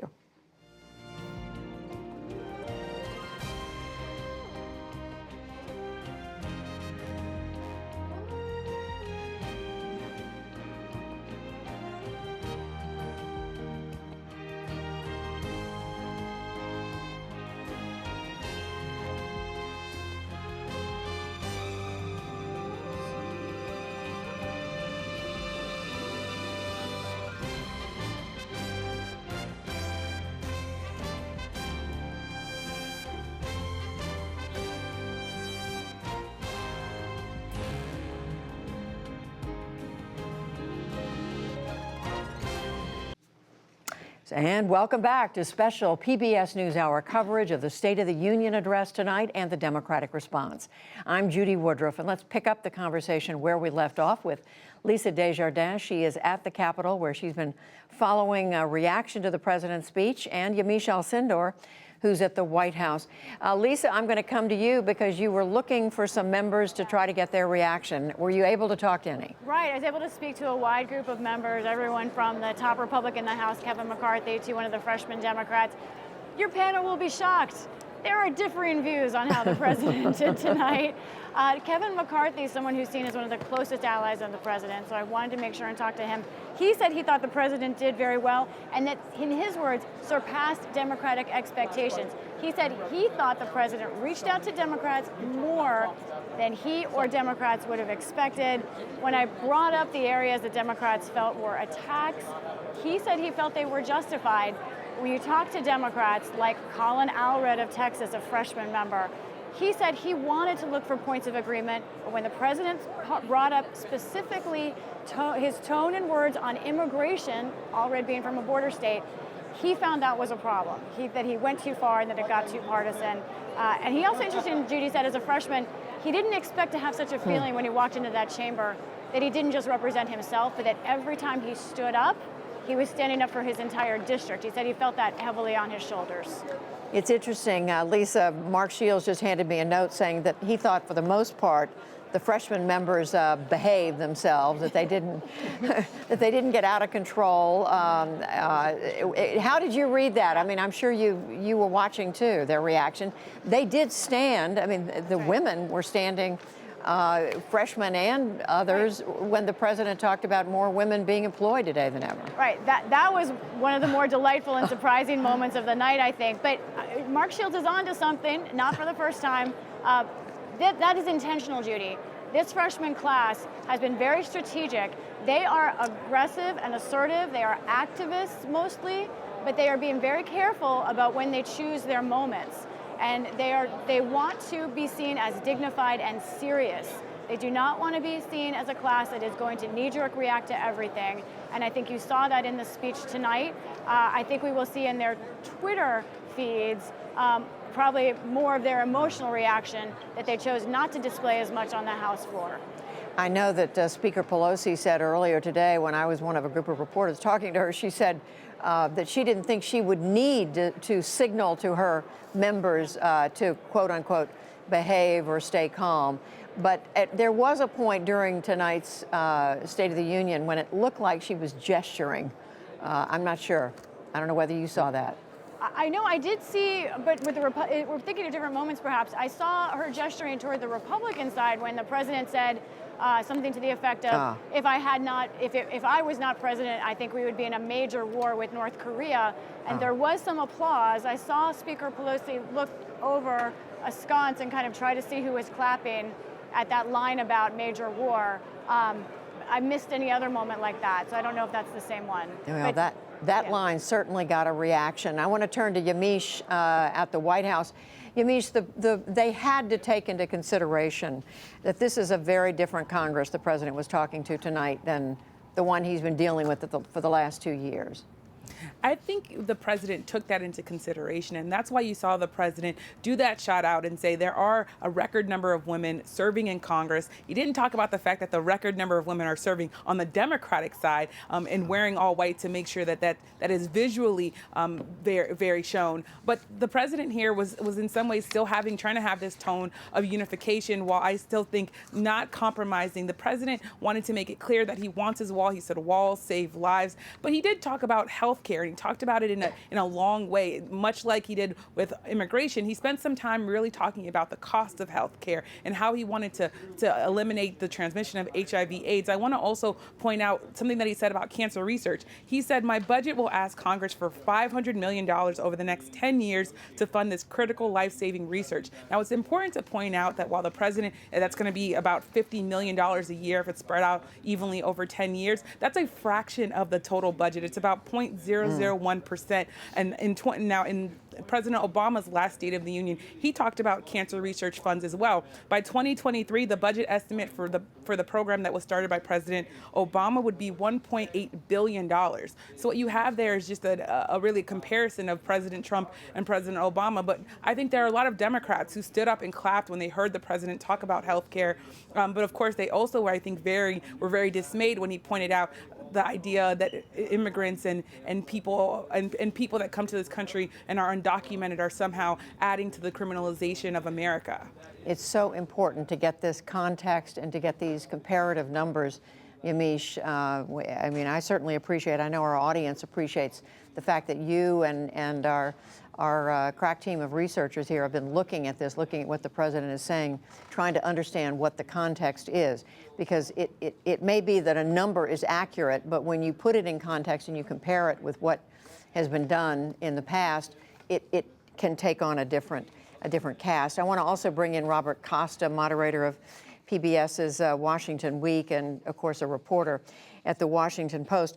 Robert, you had been telling us earlier in the hour that this is President Trump going back to who he is and what he fundamentally believes. But there was this reaching out to Democrats tonight to say, you have a choice, you can work with me or not. It's it's a chance to make a difference.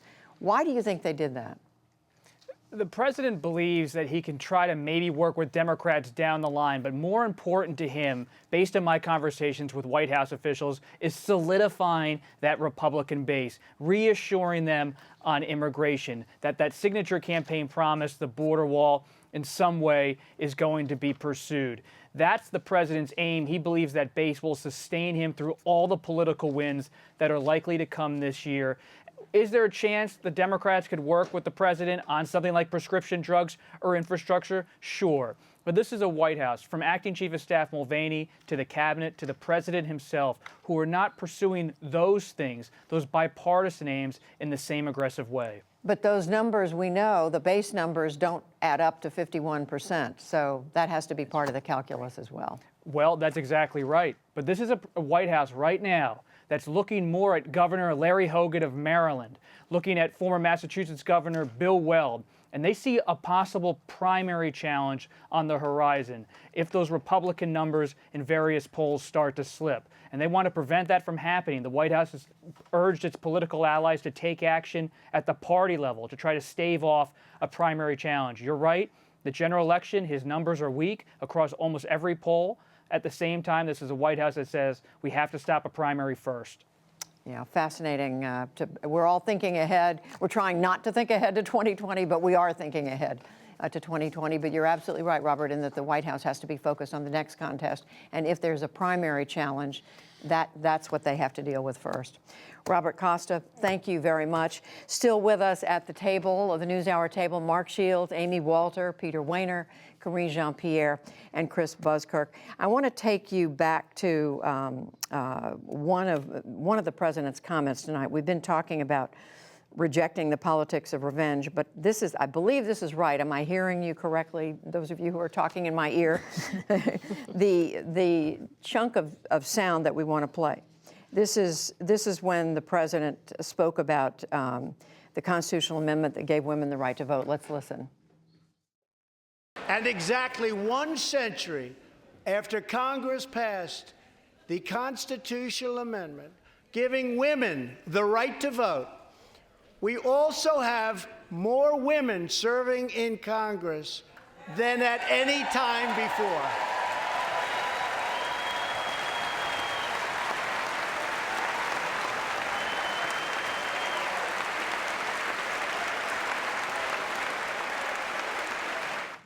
Dressed in white in honor of women's suffrage. Mark Shields, that was a striking moment because the president is celebrating the fact that more women are working than ever before, more women elected to Congress. Of course, most of those women are Democrats. Republicans lost numbers of women in the House of Representatives. That's right. I mean, we're now talking about 80% of the women in Congress are Democrats.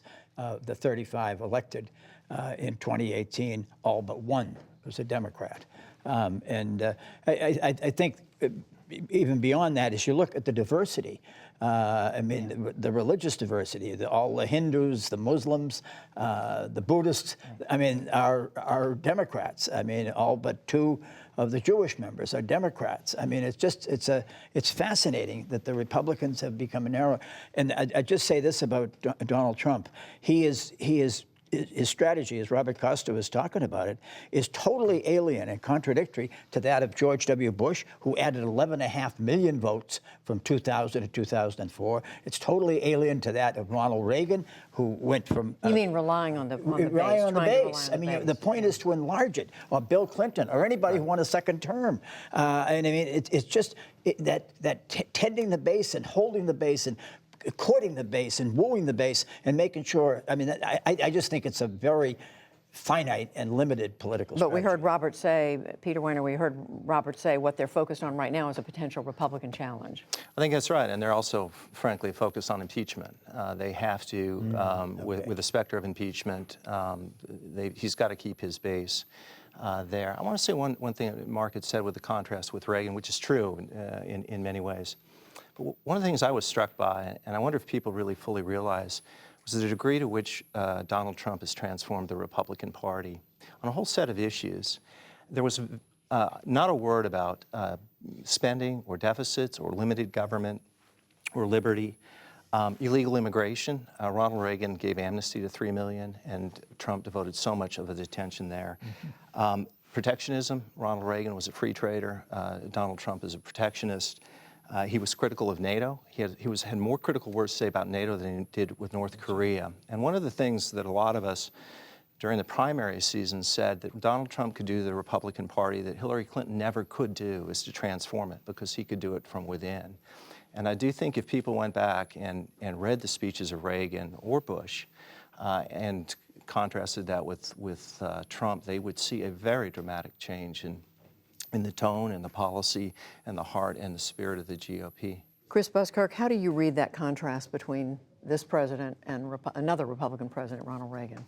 You know, yeah, I'm glad you asked me that question, because when I was listening to Stacey Abrams and her talking about Ronald Reagan, you know, in the 1986 immigration bill, you know, Ronald Reagan said afterwards that he got rolled and that it was a huge mistake that he signed it. So that's, you know, that's a bit of revisionist history there. He did it. He regretted it later, and he thought that it was something that that he could have done better. I think that Reagan.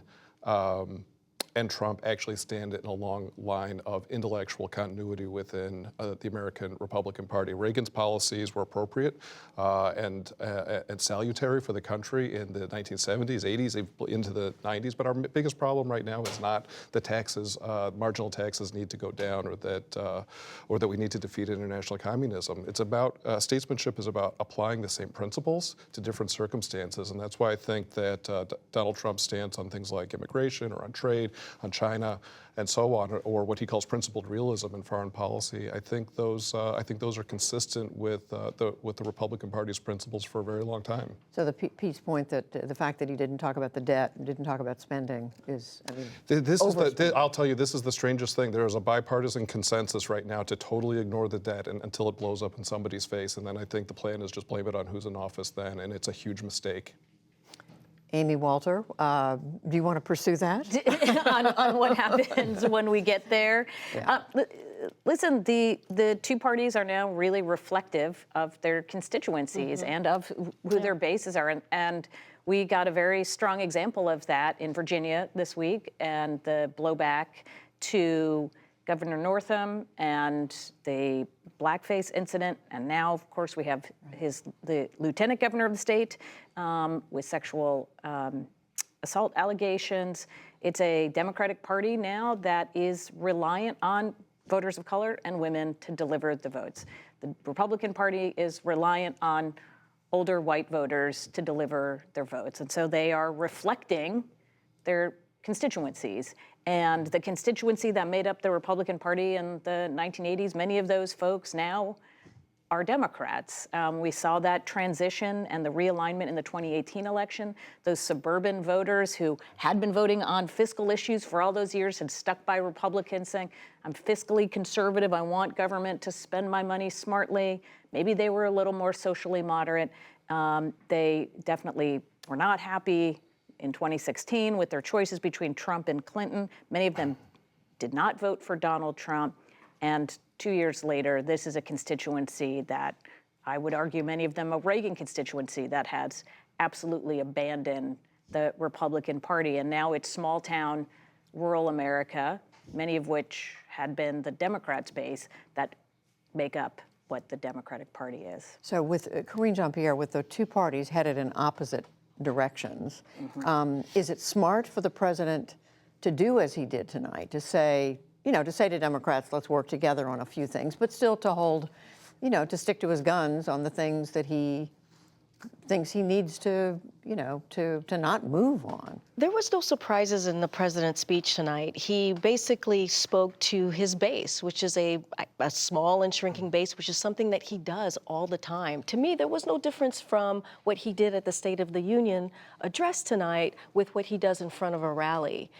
He gave maybe 2 minutes or so of bipartisanship, but everything else was a doubling down on divisiveness, hateful rhetoric, and this is just the way Donald Trump is. He believes that in order, if he's looking towards 2020, which it seems to be, that he needs to double out and continue to shore up his small base. He's never been a president for everyone. He's never, from the moment that he stepped into the office, the day of inauguration, it's been about carnage, it's been about divisiveness. So there's no surprises at all, and this is what he is doing, but it's going to hurt the Republican Party. We saw that in November with suburban voters, in particular women in suburban areas. They're sprinting away from the president and the Republican Party. And also independent voters are sprinting away from the Republican Party. So they're going to be in a tough spot in 2020. I want to come back to you, Robert Costa, because you started all this by pointing out that the president, at this point, despite some talk about reaching across the aisle, is hyper-focused on his base. And it is, Judy, perhaps historically notable in the way the president disavowed socialism. He addressed the rise of a vigorous new left in this country, a movement that was stoked by Senator Bernie Sanders in his 2016 campaign, was then championed in 2018 by new Democrats like Alexandra Ocasio-Cortez, the new member from New York. And he is saying to the Republican Party, there will never be a socialist government in this country. That is a rally cry for a right wing in this country that is nervous about this vigorous left. And he is saying that there is a line in the sand between that vision that's emerging on the left and his own that he's cultivated on the right. Robert Costa reporting for us from the Washington Post. I want to spend the remaining time we have here, Mark, looking at how the president has set the table for this coming year, whether it's immigration, whether it's, I don't know, whether they do something together on infrastructure, but trying to shore up his base and frankly, making sure he's in as strong a possible position, given that there may be a Mueller investigation result that is not favorable to him, we don't know, and any number of other things that could go wrong, other investigations that are leading. Yeah, no, I mean, I thought if in fact he was secure with his base and not worried about losing support with any kind of impeachment effort, which I don't see immediately in the horizon, then doing the infrastructure and particularly drug prices in a bipartisan way, I think is just a political winner for the president. But it was almost cursory. It was almost pro forma the way he did that. I mean, infrastructure's become a throwaway line. It's like the balanced budget constitutional amendment. I mean, but a lot of people would agree the country's in desperate need. I agree. Of getting everybody its talks about it, but nobody fixed. does anything about it. I mean, he asked for $1.5 trillion, and the Congress appointed 21 billion. Which was what 1.5%. It was just last year. But he's asking the Congress for a plan instead of coming in with a plan. I mean, and on the prescription drugs, I mean, I think it's a winner for him. But I saw tonight more word paid to it, and not sort of that sense of passion and commitment. That's where you get the coalition. That's where you get the bipartisanship if he really wants it. And that's something the Democrats have said they would like to work with the president on. Pete Wehner, how has he set the table, do you think, for this coming year? Well, I don't think the speech will have set the table. I think it was primarily a political speech as opposed to a policy speech. State of the Unions are always a mix.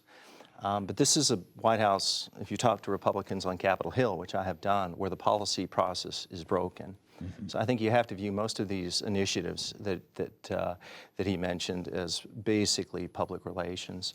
Look, the country, unfortunately, is going to be more divided at the end of this year than it is right now, because you have several things that are going to happen. You have a president whose natural instinct is toward the inflammation of the body politic, who seeks to divide. That's what gives him energy. And secondly, he believes that it's in his political interest to do it for the reasons that we've that we've discussed. And third, you're going to have the Mueller report. It was very interesting. At the beginning of the speech, his tone and his countenance struck me. It was like he was hit by a tranquilizer dart. And when did he begin to become animated? It was when he went after this illegal partisan investigation. Mm-hmm. That is the thing that is closest to his heart. That's what he tweets about, and that is what draws his energy. So, I wish it were something else, but I don't think that this speech will have been a foreshadowing of the year to come. I think it'll be viewed as a parenthesis. So do we just go back to the way things were Pretty much. after the speech, as if Yeah, pretty the much. State of the Union never happened? I mean, Amy Walter? I was reading this line where he said we can build new coalitions, forward new solutions, break decades of political stalemate. A lot of people voted for Donald Trump thinking that's exactly what he was going to do. I don't think they weren't totally naive, but they did think here was somebody who's going to come into this process, who's not attached to the party. He has no ideological moorings. He can kind of go wherever he needs to go. And I was wondering that too, that in that moment of time between the election and his inauguration, was there going to be this moment where the president could reach out and create these new coalitions? We knew these new coalitions had formed in the 2016 election, especially in the upper Midwest, that had for years gone Democratic and went to the GOP, so that there was this chance, whether it was with infrastructure, prescription drugs, or the opioid crisis, that could have been the first thing out of the gate. It would have absolutely put Democrats back on their heels because they wouldn't be feeling very unsure of what to do with this, right? Well, we got to work out with the president. Rather than trying to kill health care. Right, absolutely. Yeah. Not only kill health care, but the very first thing he did was was calling for the travel ban, right? That was the first thing out of the box. And at that moment in time, you could see that potential going away. And the other issue, the other reason we're not going to see bipartisanship, there is just an absolute lack of trust there. There was always wariness with the president, but after the debacle over the wall funding, there is not one Democrat right now who I talk to who thinks it's worth putting any stock in anything that the president says to you in private or in public about, whether it is about infrastructure or other things that they can agree on.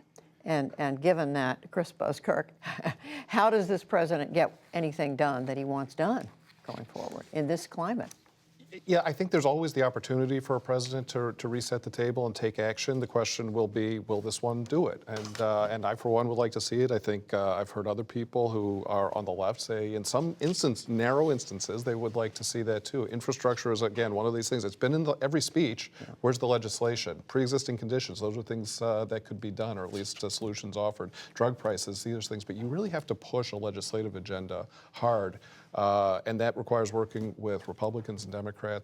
I don't expect bipartisanship, people like to say that, to kind of win the day. Politics are real, the disagreements are real, but there are places where people can find common interests, political interests, and pass some of these things. Criminal justice reform, sure. And the president keeps coming back to that. And Democrats, Karine, come back to that as well. Right. It's a first step, hence the name of the now law, and that would be something that Democrats would work on to make it better, along with infrastructure and other things. But it's just not going to happen because of just the speech that we saw tonight. But there were a couple of differences tonight. Something that Donald Trump has never seen before is it's probably the first time in his career as a politico that he spoke in front an audience that was majority Democrats, right? It is a divided government, and that is something that does sit in his craw because he knows the Mueller investigation, the question of impeachment. Now there's the SDNY that he can't even control. There's no one he can fire there. Southern District of New York. Yes, right. Southern District of New York. That's now looking at the inaugural committee and sent out subpoenas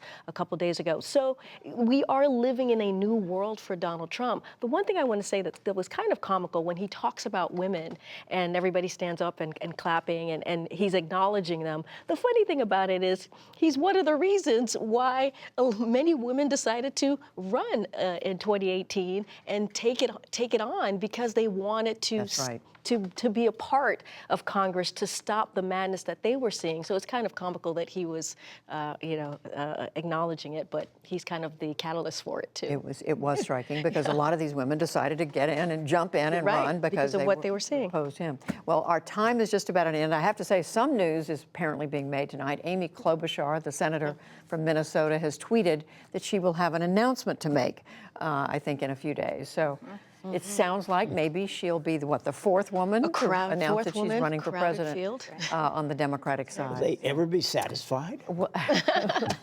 Hey, Tell me, we'll Judy. talk That's about historical. it. We'll talk about it. It's historical. I just have to thank these wonderful people for sticking with us through this extraordinary State of the Union night. Thank you for joining us. I want to thank again all of our guests, Mark Shields, Pete Wehner, Amy Walter, Karine Jean-Pierre, Chris Buskirk. Thank you all, and of course to our correspondents at the Capitol, Lisa Desjardins, Yamiche Alcindor at the White House, Robert Costa there at the Washington Post. Thank you all, and thank you for watching.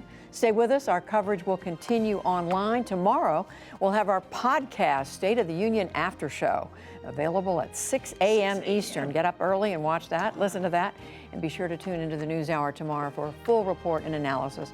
For all of us at the PBS NewsHour, thank you, and we'll see you soon.